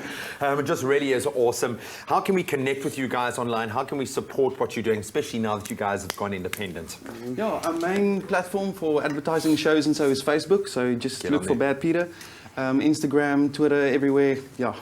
So bad it's good. So bad it's good. Bad Peter on your Feel Good Breakfast Show. We've got all of those details on our Facebook page, on our social media platforms. Please show these guys some love and book them. Book them, book them, book them. Book them indeed. Love them. So much fun on your Feel Good Breakfast Show. We do continue that fun with a culinary hotline bling, ting after the break. So if you have a culinary related question, give us a call 021 430 9881. The pros will help you out. And then, of course, we also have Nikki Bush, our parenting expert in studio. It's all about family traditions and rituals, so don't go anywhere. We'll see you in just a bit.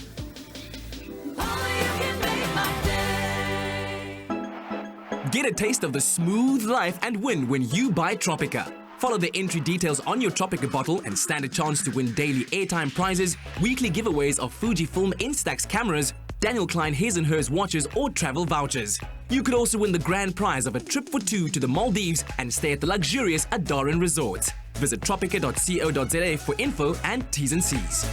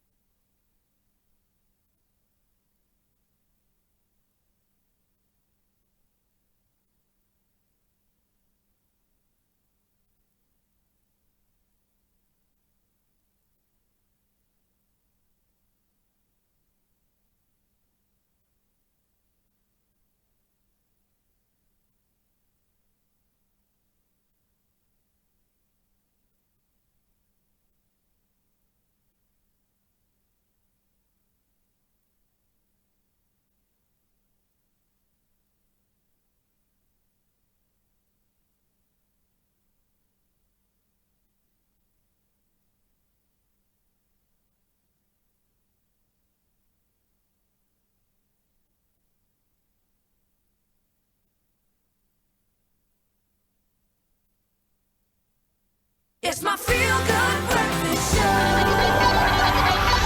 Call us on your cell phone. Culinary hotline bling. That can only mean Welcome back to Expresso. It's time Expresso on SABC3. It's Wednesday, and you know what that means. It's time for the culinary hotline bling. Sing. How are you? And of course, we've got the gorgeous Zolonene and Angie Boyd in studio. How are you, ladies? I'm so glad that it's the girls today. It is, girls. Hey, Take it over. Sisters are doing it for themselves. Okay, so what we're going to do this morning is, you know how it goes. If you have a culinary question for our experts this morning, please do give us a call. Of course, our number is 021 021-430-9881. Shall we kick it off this morning with our very first Facebook question? Y'all ready? We're ready. Okay, wonderful. Bongani Ndlovo says, lamb. How can I make lamb less chewy? Aha, that's a very good question. First of all, it all depends on the cut of lamb that you use. Yes. So some you need to cook for a bit longer so that they fall off the bone, so that they're not so chewy and sinewy. Yes. Others, like lamb loin chops, or regular lamb chops, you can cook to medium and they won't be as chewy. Also, if you want to break down the fibers and sort of soften the meat before you braai it, for example, if it is an older lamb or it's mutton, marinate it in something that has acid in it. Oh. And that helps soften the meat as well. Okay. But I mean, it all has to do with the cut. It really does. So the rule of thumb is the animal is made up of muscle, obviously, like we are. Yeah. So Not me either. Muscles. Maybe you and Graham. You and Graham, yeah. But so you want to think about it. Anything that the animal is using a lot, like the front of it or the legs or whatever, is going to be tough. Yeah. Anything in the middle is going to be tender. So your tender cuts you cook quickly. And then your tough cuts you cook for long. So you got to break down that collagen and the sinew and all of that and get all those beautiful flavors to come into. So like a potjie, make it like a potjie or a stew or a casserole. I like that. I never thought about it like that before. Hey, definitely. Oh, all right. So let's move on to the next one from Angel on Facebook. Besides cooking tin fish with tomato and onion, what can I add to make it more delicious? Tin fish. Well, tin fish it's a difficult one because everyone sort of goes, tin fish, but actually it can be quite nice. Can it though? One of my favorites is Leanne. You eat tuna all of the time. Yeah, but when I'm on like a diet and it's not fun. No, tuna mayo with some gherkins, chopped red onions, some dill. My favorite is actually to make fish cakes out of tuna or mackerel. Really? Yeah, you mashed potato, herbs, spices, whatever, and then your tinned fish. It actually makes a really good fish cake. Okay, wonderful. Yeah, and also making it into a frittata is a really easy way to incorporate it into your diet because it is good for you. I mean, tin fish, even 100%. the pilchards, you can eat the bones for the calcium. Exactly. You can eat all of it. It comes in a tomato sauce. You can use it in casseroles. You can use it in all sorts of things. So don't be scared of the tin fish and don't knock the tuna. Don't knock the tuna. Don't knock the tuna. Eat it straight out the tin. Eat it straight out the tin. Or just some eggs and some cheese and some tomatoes, a bit of herb. Whisk it all together with the tin fish. If you're using pilchard, you could as well. Or anchovies, whatever you want. Pop it into a dish, bake it in the oven, and you've got a delicious breakfast, brunch, or even a lunch dish. Wonderful. So when you make that, I'm calling dibs on that. Okay, I'll make it for you right now. Breakfast We'll make it but for the you right ladies now. are going to be with us after the break. Of course, give us a call 021-430-9881. It's the culinary hotline. Bling. Sing, sing, sing.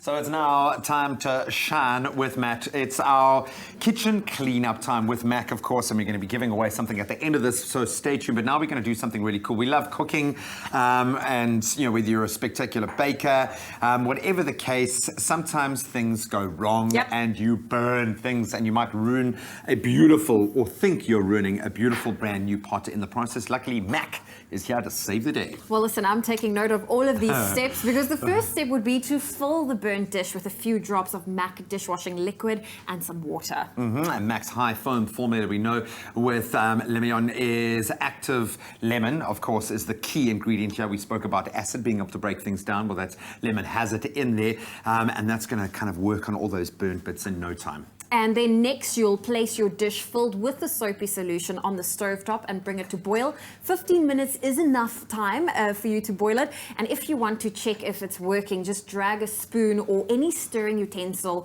along the side of the pot to make sure that the burnt pieces are coming off. And once boiled, turn off that heat and allow it to cool. Yeah, please don't be trying to wash it while you've still got boiled water in there. And then once the dish has cooled down, wash it in a foamy solution of MAC and warm water. And for those stubborn burnt on bits, use steel wool. Yeah, but be careful not to scrub too hard as you can scratch your dish. Rinse and then set on a drying rack to air dry. It's as easy as that.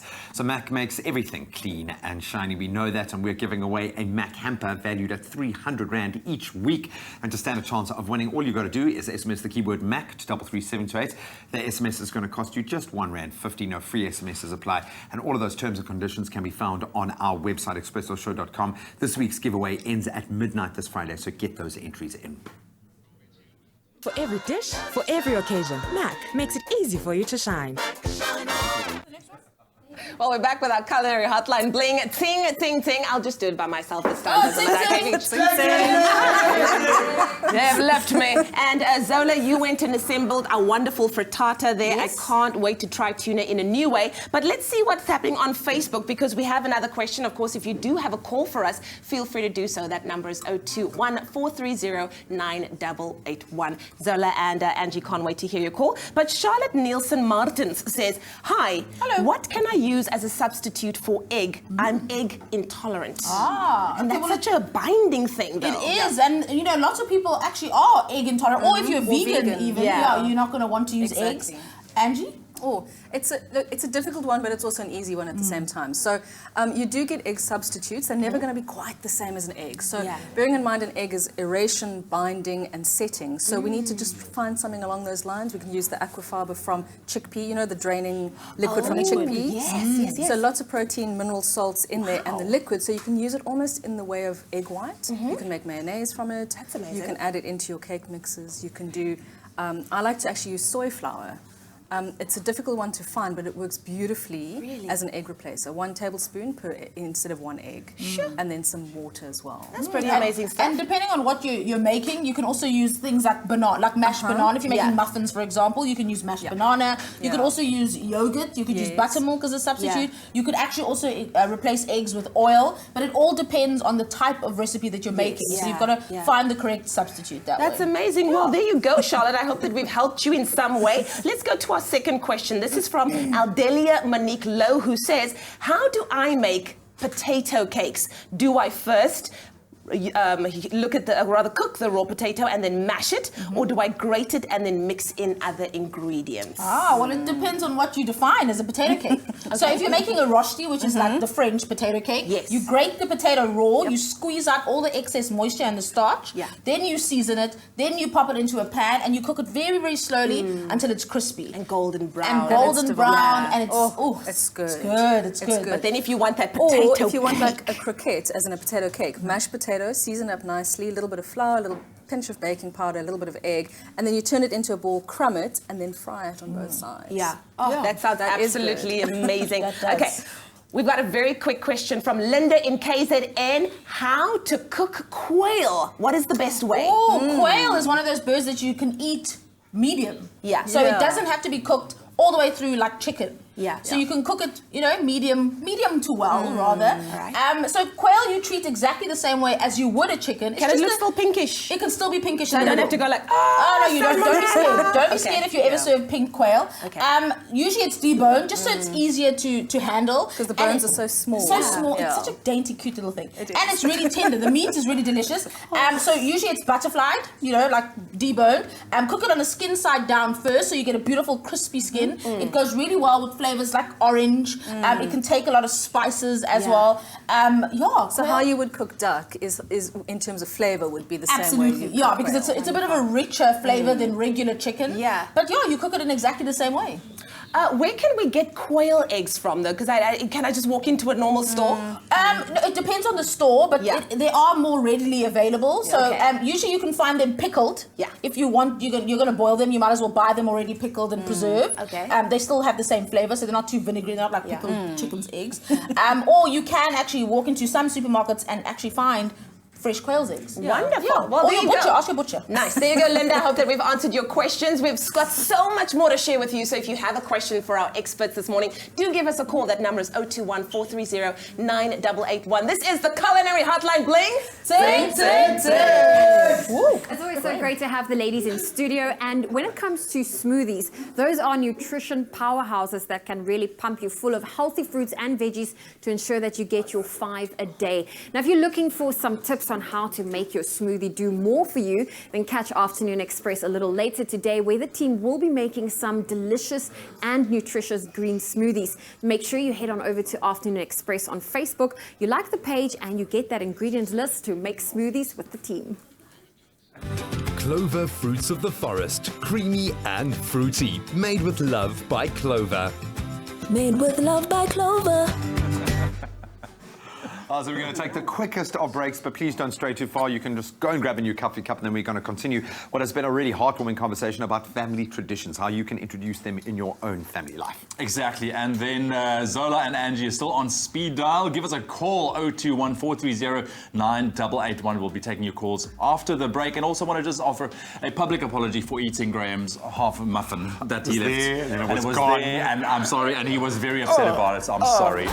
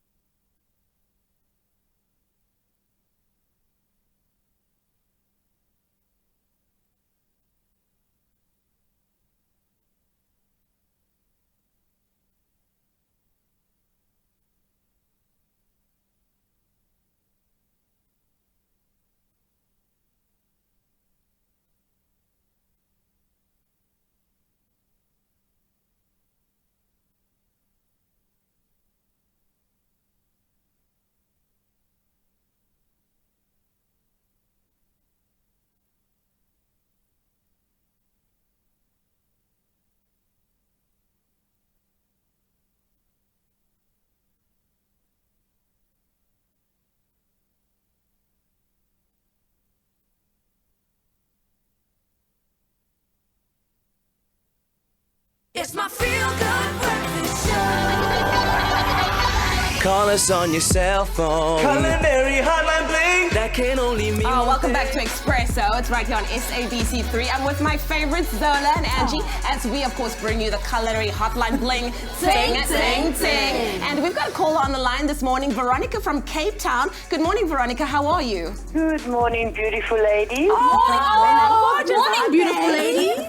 So sweet. Veronica, what is your question for our experts this morning? I would like to ask Zola or the other lady, Angie, a reduced cream.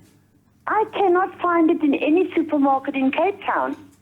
So by reduced, do you mean less fat, or do you mean actual concentrated and reduced? It is 35% less fat than regular cream. Okay. So what you're looking for is a product that we don't have in South Africa. It's called half and half. So it's half milk, half cream, so therefore it's reduced in fat. So our cream is all fat, which we love. I mean, if you're eating cream, go the whole hog. But you can make it yourself and take, clover cream, mix it with clover milk, and you've got half and half. You've got half and half. Veronica, can I ask you, what exactly is it that you're trying to make? Whenever I go to New Zealand, I have that as a dip. Oh, I see. New Zealand. And it's thick. It's thick, but the consistency is thickish, yes. And you mix that with white onion soup. Okay, so take your clover cream, take your clover milk, mix them together, put them in a pot, and reduce it, and it'll thicken. It'll thicken to the consistency that you're looking for. You can add your onions and your flavorings as you would, and you'll probably make the same dip. You could also add a little squeeze of lemon juice. Oh, lovely. That'll also thicken it up, absolutely. Yes. Well, all the best for that, Veronica. Thank you so Pleasure, much. Veronica. Half and half. I love it. We made our own half and half right now. We have and half it. All right. Shall we go to Facebook quickly and find out what's happening there? Monare Malesela Joel Sitimbiso says, I have bacon, I have eggs, I have cheese, but I'm tired of making the same old thing. Is there anything I can do or add to make something new? I want to go live in his house. Hey. He has all the best things. The best things. Bacon, eggs, and cheese. I would eat it just like that. Me too. The options are endless. But what we love, Angie, we love to make macaroni cheese. Absolutely. Oh my word, you guys. With bacon. Yes. This looks so good. So you've got your cheeses. So depending on whatever cheese you have, you're going to mix it in with your pasta. Cooked pasta. Cooked pasta, yeah. You could use whatever pasta that you want. And we've got 2 different types. So this is some Parmesan cheese as well. I'm going to put the Parmesan cheese here. Go in there. Then you've got your eggs. So add your eggs. So this is basically like a mac and cheese, but carbonara vibes. Yeah. You see what we're... Chow. It's looking good. We're getting higher fancy. grade mac and cheese. Oh, yes. Okay. Then Clover full cream milk. Always, you should always have some. We're not half and half in here. No, you should always have some full cream milk in your fridge. Otherwise, you're not living life to the fullest. Exactly. Okay, so add that to that. Then if you want to add a bit of spice, some jalapenos. Or fresh chili, or leave it out. Yeah. Or sweet chili sauce. A bit of sweet, a bit of chili. Then you pour that over it. Mix it all together. Into the oven, your life is about to change. This is amazing, hey? Comfort food at its best. Well, Monari, I hope that you loved it because it looks so good. That's what you do with what you have in your house, which is milk, cheese, and bacon. Did he say that? Eggs. Oh, no, bacon and cheese. Eggs, bacon, and the cheese. The best. All right, well, so much more to come of this. If you have any questions for our chef this morning, please do give us a call, 021 430 9881. What are we doing again? It's the culinary hotline bling. Ching, ching, ching. Yes. That looks amazing. Definitely something maybe that you could include, I don't know, once a week, family traditions and rituals, because that's what we're talking about next. Is very important. And here's Nikki Bush with more. A little bit earlier in the show, we spoke about how rituals or traditions can have a very positive impact on a family model, on your family brand. We're continuing that conversation right now with our creative parenting expert, Nikki Bush. Again, explain to us, just do a bit of a recap. What is your family brand? Why is it so important to have those traditions that feed into that? So a family brand, Graham, is made up of values, structure, and togetherness. And when we have these rituals, it actually combines all 3 of those things so beautifully, giving our children an emotional anchor into our value system. There are golden opportunities in those celebrations that are there for all of us, birthday celebrations, those coming-of-age rituals. Those must present, surely, a great opportunity to start instilling these values. They do, and every family does it differently. So, for example, we do birthday presents in the bed in the morning, the big bed in the morning. Some people go into their child's room. In fact, overnight, they decorate their child's doorway. So that when the child opens the door, they almost have to, like, break through something to get out. I steal that one. That's pretty yeah, cool. that's quite a nice one. I know another family where the entire family gets on the floor with big pieces of paper, and they design their own wrapping paper for that child. It is customized for that day. So it all happens in very different ways in very different homes. I know that we used to make presents, my sister and I, my sister a lot more successfully than I, which set the bar quite high, but so many of those we still kind of lean on and connect, and I'm so excited to pass those on as I've now got a youngster in my world. For a man in an all-female family, those coming of age, those kind of rituals were, I think, almost more important for me. Why are those rites of passage so vital? We have so few rites of passage today. I think very religious communities have plenty of rites of passage. Yeah. But when you're not very religious, you need to create your own kinds of rites of passage. So for me, for example, when children go, the transitions from like childhood to boyhood. Yeah. So that kind of, because I've got boys, so it was like that 6, 7 years of age. And you could do this with girls as well, but fire becomes quite an important thing. They're not allowed to light matches and things without you before the age of X. Yeah. And they can have the gift of fire when it comes to a certain age. We took our kids on journeys, and for each child it was different depending on their personality. The one was through the bush, the other one was down at the coast, and they had to choose important people in their lives to share different parts of the journey with. So whether it was a little train trip or whether it was a little triathlon or something that was really mini, okay, but Godfather was a triathlete. Yeah. So we got the swimming and the canoeing and the cycling in, and it's just beautiful. Then you have a wishing well around a fire where you all, give the child wishes for their future. And you know, these things come to pass. They manifest because we instill these wishes in them. It's a very That's important. how life works. And you've got christenings, and we have deaths, and we have marriages and things. You know, they're And important. I'm understanding the significance of that so much more now as a parent. I have to admit, I've got to ask maybe, and you can tie in some last words of inspiration, how much of this was thought out and how much of it just happened organically? How much planning do we need to do as parents for this, or is it about just embracing this as a general mindset? Interesting question, actually. And I think for me, certainly some of it was very planned because I could see the transitions coming and I wanted them celebrated. But some of them can be very spontaneous. You know, like, you know, your Friday night suppers and things like that.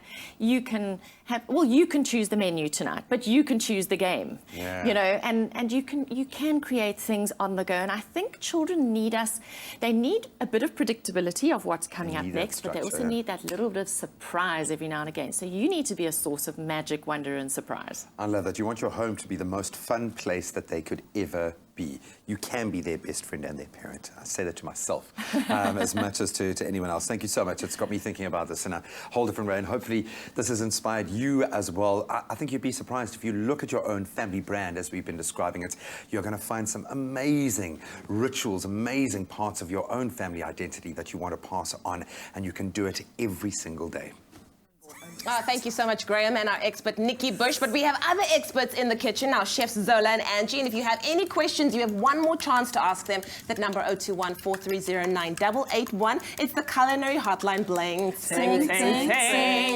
All right, so you're using Thumbelina's whisk. It's the smallest whisk in the world. But can we just head to Facebook quickly? By Penny Nicholson says, please could you share a good gingerbread recipe so I can make some gingerbread for Christmas? Yes, yes. It's a it's a great one for. It is a great one. Yeah, it's fantastic. Well, we could do gingerbread biscuits, or we could do gingerbread cake, because they're both called gingerbread, aren't they? Yeah. Actually, strangely enough, the recipes are the ingredients are really, really similar. Just the proportions are going to be different if you're making a cake. Yeah. So if you're making the cake version, it's a little bit like making a muffin. You've got your dry ingredients, and then you add all your liquids together. So you've got flour, we've got brown sugar, we've got some raising agent and some ground ginger. And then you would add golden syrup, very importantly, some egg and some butter. If you're making the cake version, you would add more egg and you would add some milk as well. Okay. Yeah, and then that would actually turn it into a batter rather than a dough. Do you know that I visited the home of gingerbread in Alsace in France, and I went into a gingerbread house that they made for Hansel and Gretel. Yes, I did. Wow, could you eat it? No. Wow, that's not the same But house. I think they built it over the How house. disappointing. I get there like, but they want to bite the wall. They're very serious about their gingerbread, and actually the gingerbread that you buy there, you can actually eat for up to 2 years after they've made it. Wow. Whoa, like everyone's impressed, yeah. Okay, so then you basically form the dough, just like Angie said, using all those ingredients. Then you can cut it out using whatever cutter you want. If you want Christmas trees, you want gingerbread men, you want stars. Then you can turn them into Christmas ornaments, because what's better than an ornament? An ornament you can eat. Wow. Yes? Just like a gingerbread house you're supposed to be able to eat. Yes. So just take a chopstick and then just make a little hole. Make sure you don't make it too high up in whatever shape that you've made. And then you bake it just like this. And then once it's ready and baked, you can put like a string through it or ribbon through it and take it on your tree. Fantastic. And you can decorate it with some royal Decorate icing. it. I would write Angie. I'd then write give it to you. Zola, and I'd That's so nice. Oh, lovely. Well, thank you so much.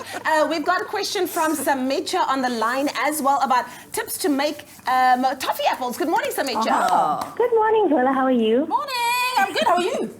Good, thanks. I just want to find out how to make the perfect toffee apple. The perfect toffee apple. It's all in the crack that you get in the caramel. So for toffee apple, you need to make sure that you get it to hard crack. And for me, the extra tip, before I let Angie tell you exactly how to do it, for me, the extra tip is to have an ice, that one. A bowl of ice water next to you. And as soon as you dip the apple, dip it into the ice water and it sets.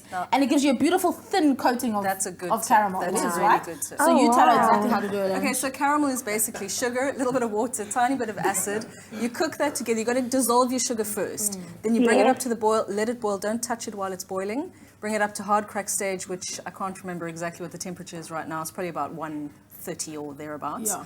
And 145. something. Yeah.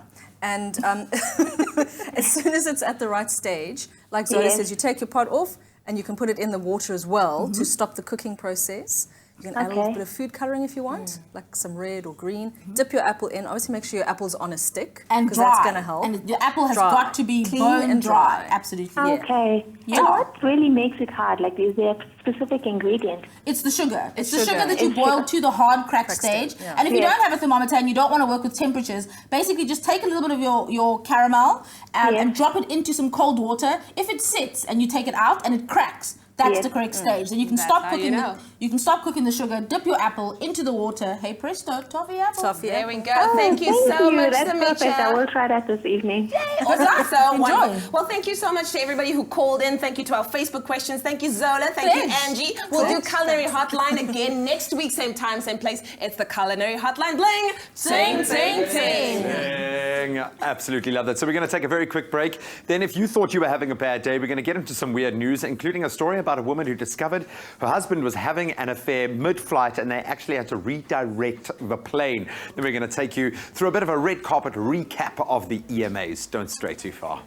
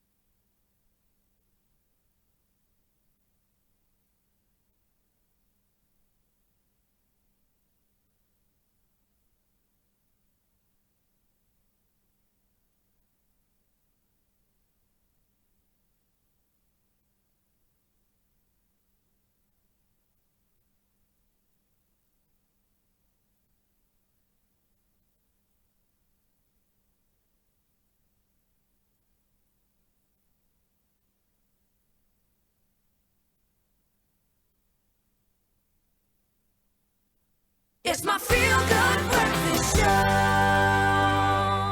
Welcome back. Thank you so much for tuning in. Time to have a little bit of a fun, and I say that with a wry smile because we're going to approach some weird news now, some stories. I'm glad you're reporting on this, dude, because I don't know what tone to use here. This first one, understandably, this story has been trending worldwide. It has.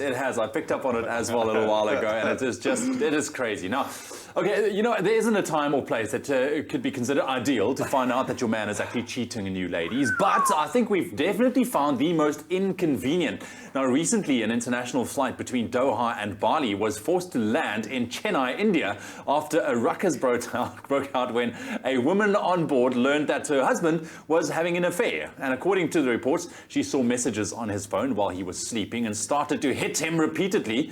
Now, the cabin crew was then unable to restore order, and the captain had to make an unscheduled landing. And the couple were escorted off the plane along with their child as well. And they spent the day in detention at the airport and were finally sent back home to Malaysia. That is crazy. I wonder if they locked them in the same room when they were detained, or if they at least put them in separate rooms. Yeah, apparently from what I remember about the story, she used, while he was sleeping, his thumbprint to unlock the phone. Oh, dude, it is just crazy, man. Let's restore our faith in humanity on the other end of that spectrum. Yeah, absolutely. On the other end of that spectrum, a woman dying of cancer was saved by the most unlikely benefactor, her ex-husband's new wife. Wow. Now, Nicole Nicola Hitchens, a 41-year-old mother of 2 with stage 4 cervical cancer, was told by doctors that she had only months to live. Now, her last hope was a pioneering chemotherapy center in Turkey, but she couldn't afford the final £50,000 worth of treatment.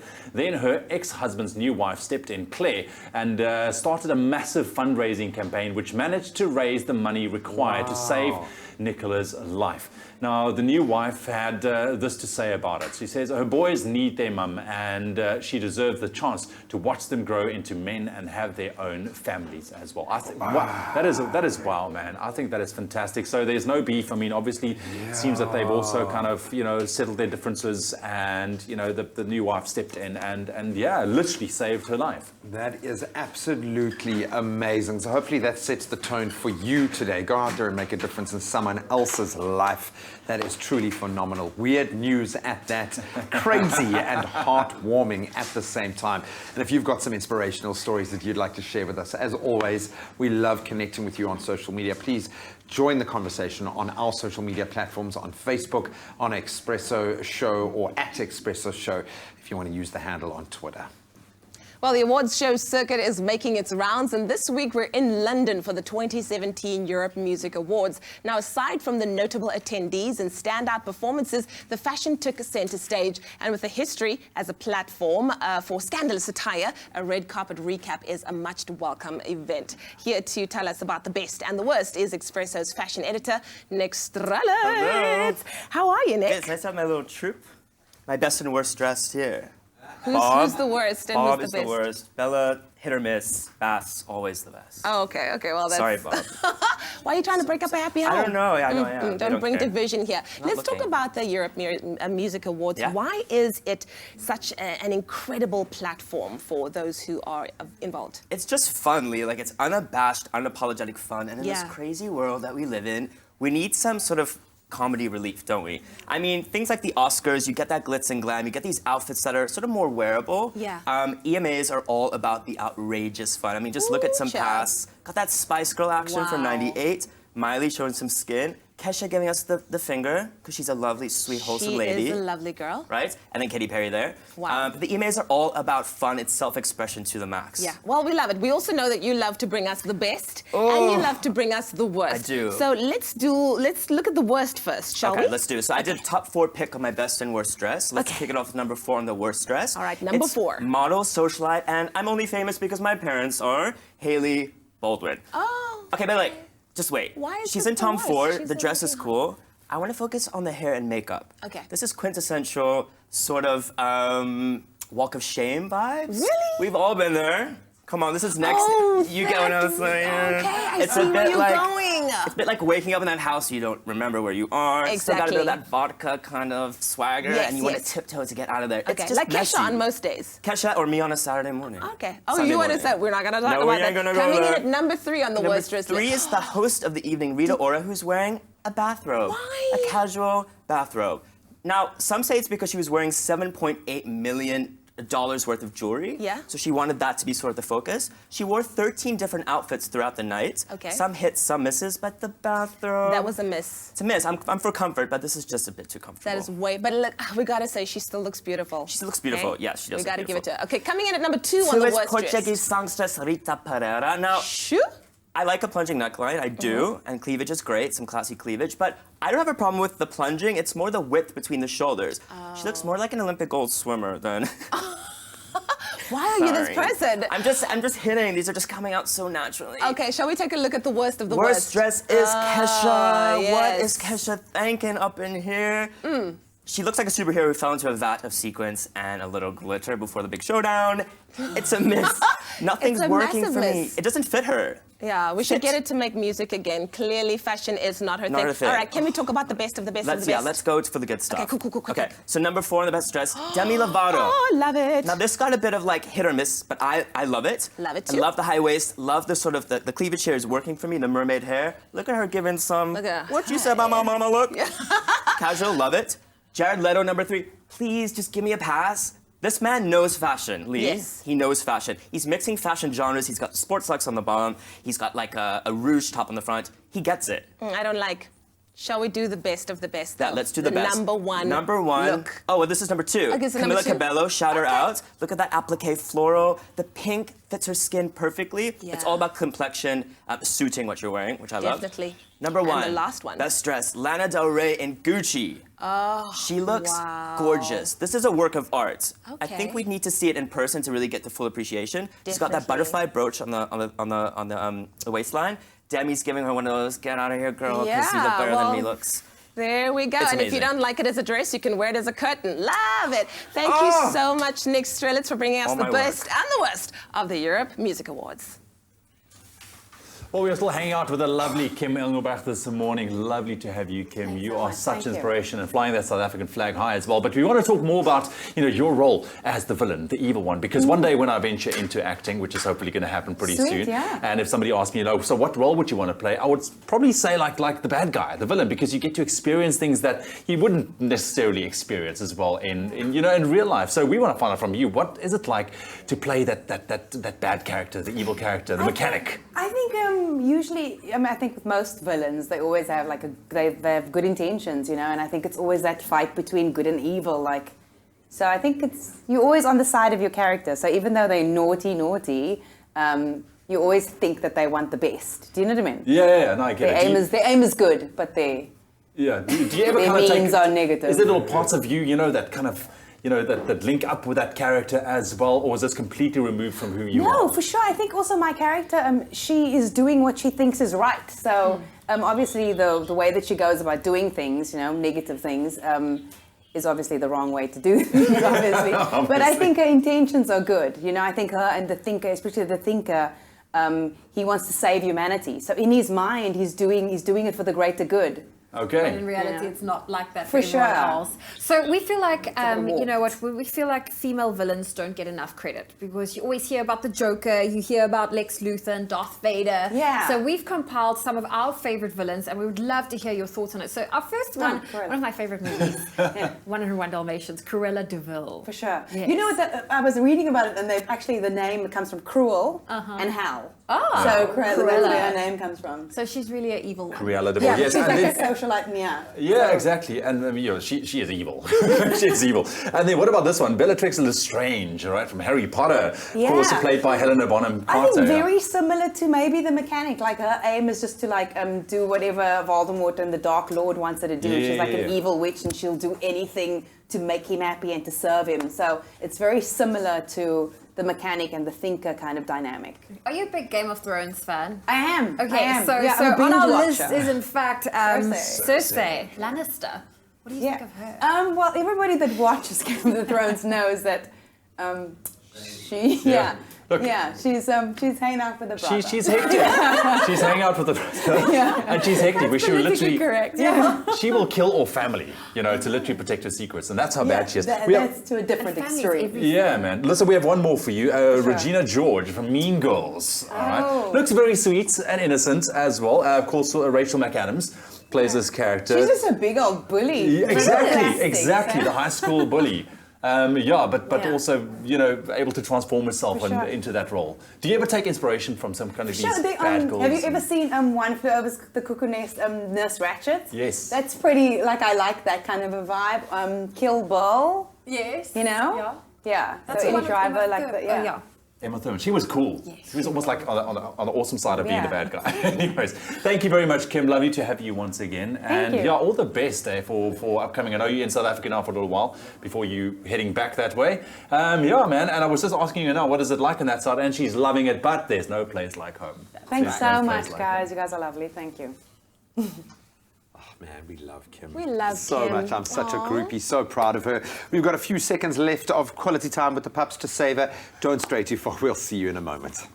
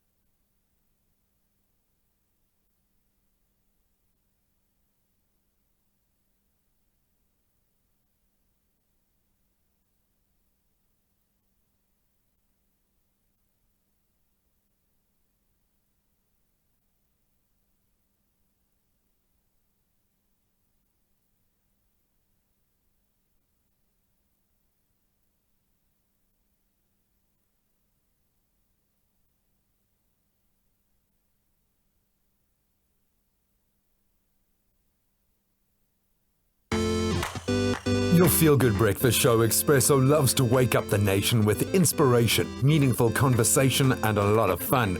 We're also proud that this entertainment and interaction goes beyond TV, and we connect with the Expresso family on social media. So we're proud to announce that Expresso has been named by Africa Brand Index as the #1 TV show on social media in Africa. Expresso has top TV shows across the continent for communicating with our audience on social media. And this achievement is thanks to having the most awesome fans on Facebook, Instagram, and Twitter. We would like to say thank you so much to our online Expresso family for helping us become the #1 TV show on social media. Oh, it means so much to us to be able to interact with you, and we thank you for being on this journey with us every single day. Expresso is known for its feel-good stories, and what I love about social media is seeing the response to these incredible stories.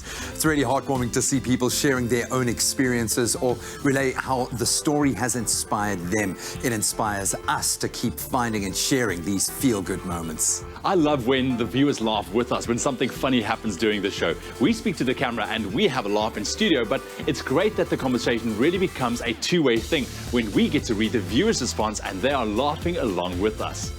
You too can be a part of the #1 TV show social media family on the continent, where you can take a peek behind the scenes and let us know how you feel about topics and stories on the show. So if you're not part of our social media community yet, what are you waiting for? Please come and join the Expresso family. You can find us on Facebook, on Instagram, and on Twitter. And we would love to have your voice join our daily conversations. Don't miss Expresso weekday mornings 6:30 to 9 a.m. on SABC3. The stage is yours. It's my feel-good breakfast show.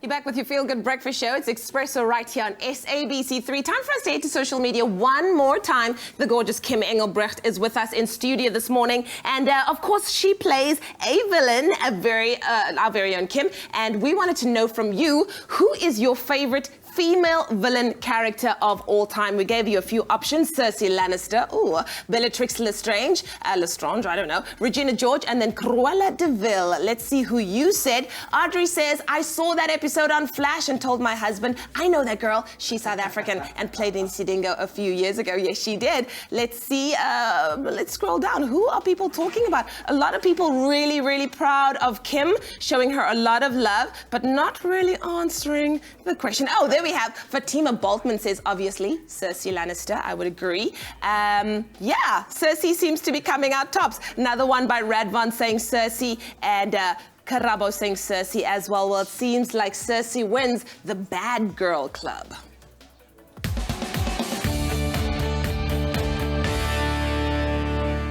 Well, we're about to cheer things up as BP is making hundreds of travel dreams come true by giving away 21 dream holidays every week until the 15th of December. Now, in line with this promotion, until the end of this campaign, entrants to the BP Feel My Festive competition will also stand a chance of winning travel prizes right here in the Pick a Box competition. I always miss Catherine. I want to say, Catherine, what time is it?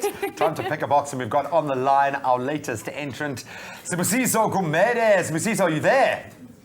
Morning. How are you? Good morning. You sound quietly hopeful in the background. Congratulations. And well done for swiping your Avios card when you clearly filled up with 400 Rand or more. So, my brother, the way this plays out is we've got our boxes here with the Expresso letters on. My gorgeous assistant Zoe. will help out. She will help out. All you have to do, my brother, is pick a letter. So, which letter on which box would you like to choose? Okay, let me go for letter R. Expresso. Yeah. Open it up and let's see what is inside. Well, you won yourself a Seagull 6-can nylon cooler bag. Congratulations, well done, my friend. Keep swiping, keep entering, because you know there are 300,000 Avios points, which will take you pretty much anywhere in the world. So go and fill up your tank right now. Congratulations. So thank you so much for watching the show and for entering the competition, and have a fantastic day. Well, it's that easy for you to enter.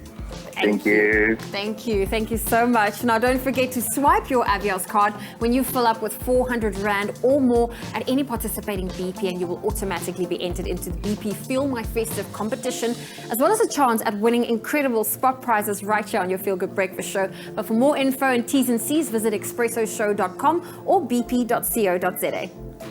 Wow, what a Wednesday morning it has been, man. It's been amazing. It has been awesome. Of course, because shending it with you. Guys, I just said shending it, spending it, sharing and spend. Shending. Yes. Well, there's a new one. Yeah. There's so a new good one. to have you with us, Kim. Thank you. I'm man. standing it. Thank you very much. You are welcome every time. What's happening tomorrow? Listen, yeah, tomorrow we have another great show. It's Thursday. It's one day closer to the weekend, which we're all very, very happy about. But Armand Hubert is with us. He's going to be performing. He's our musical talent. And the cast of Lieber Cash für Vader. Yes, as we are heading into the silly season, I think is definitely something that you do not want to miss. Exactly. We're also heading into the kitchen with chocolate mayonnaise cupcakes, you guys. What? And then, of course, mayonnaise together. Yes, it's amazing. That's wonderful. And then we're also going into the wild. We're talking about the silverfish bug. I don't know what it is, but if you do, lately, man. give us a Cockroaches call. last week, silverfish now. Yeah, I man. think they're trying to tell you something. Come on, tell man. us something. Oh, goodness, guys. We're all blown away. guys We're like- all so blown away. Kim, you are doing such amazing things. Still nothing on a scoop for us. Nothing you want to share with regards to what might be happening No, on I the show signed anytime. an NDA, so I'm Like a You just real have to watch, superstar. but I don't want to take away the fun. There is a question though from our control room. Are you dating anyone? You don't have to answer that. I signed an NDA. I'm going to go with that from now on. Kim, we are so proud of you. When do you jet back to Canada? In about 10 days' time. Oh man, we're gonna miss you. We love you. Yeah. Please come back as Yeah, soon as I'm you here get back for to the the festive country. season. Thank you very much. Sorry, Cheers, Byron. So proud. So proud. Guys, have a fantastic day. Love you too much. Thank you. Thank you, Kimmy.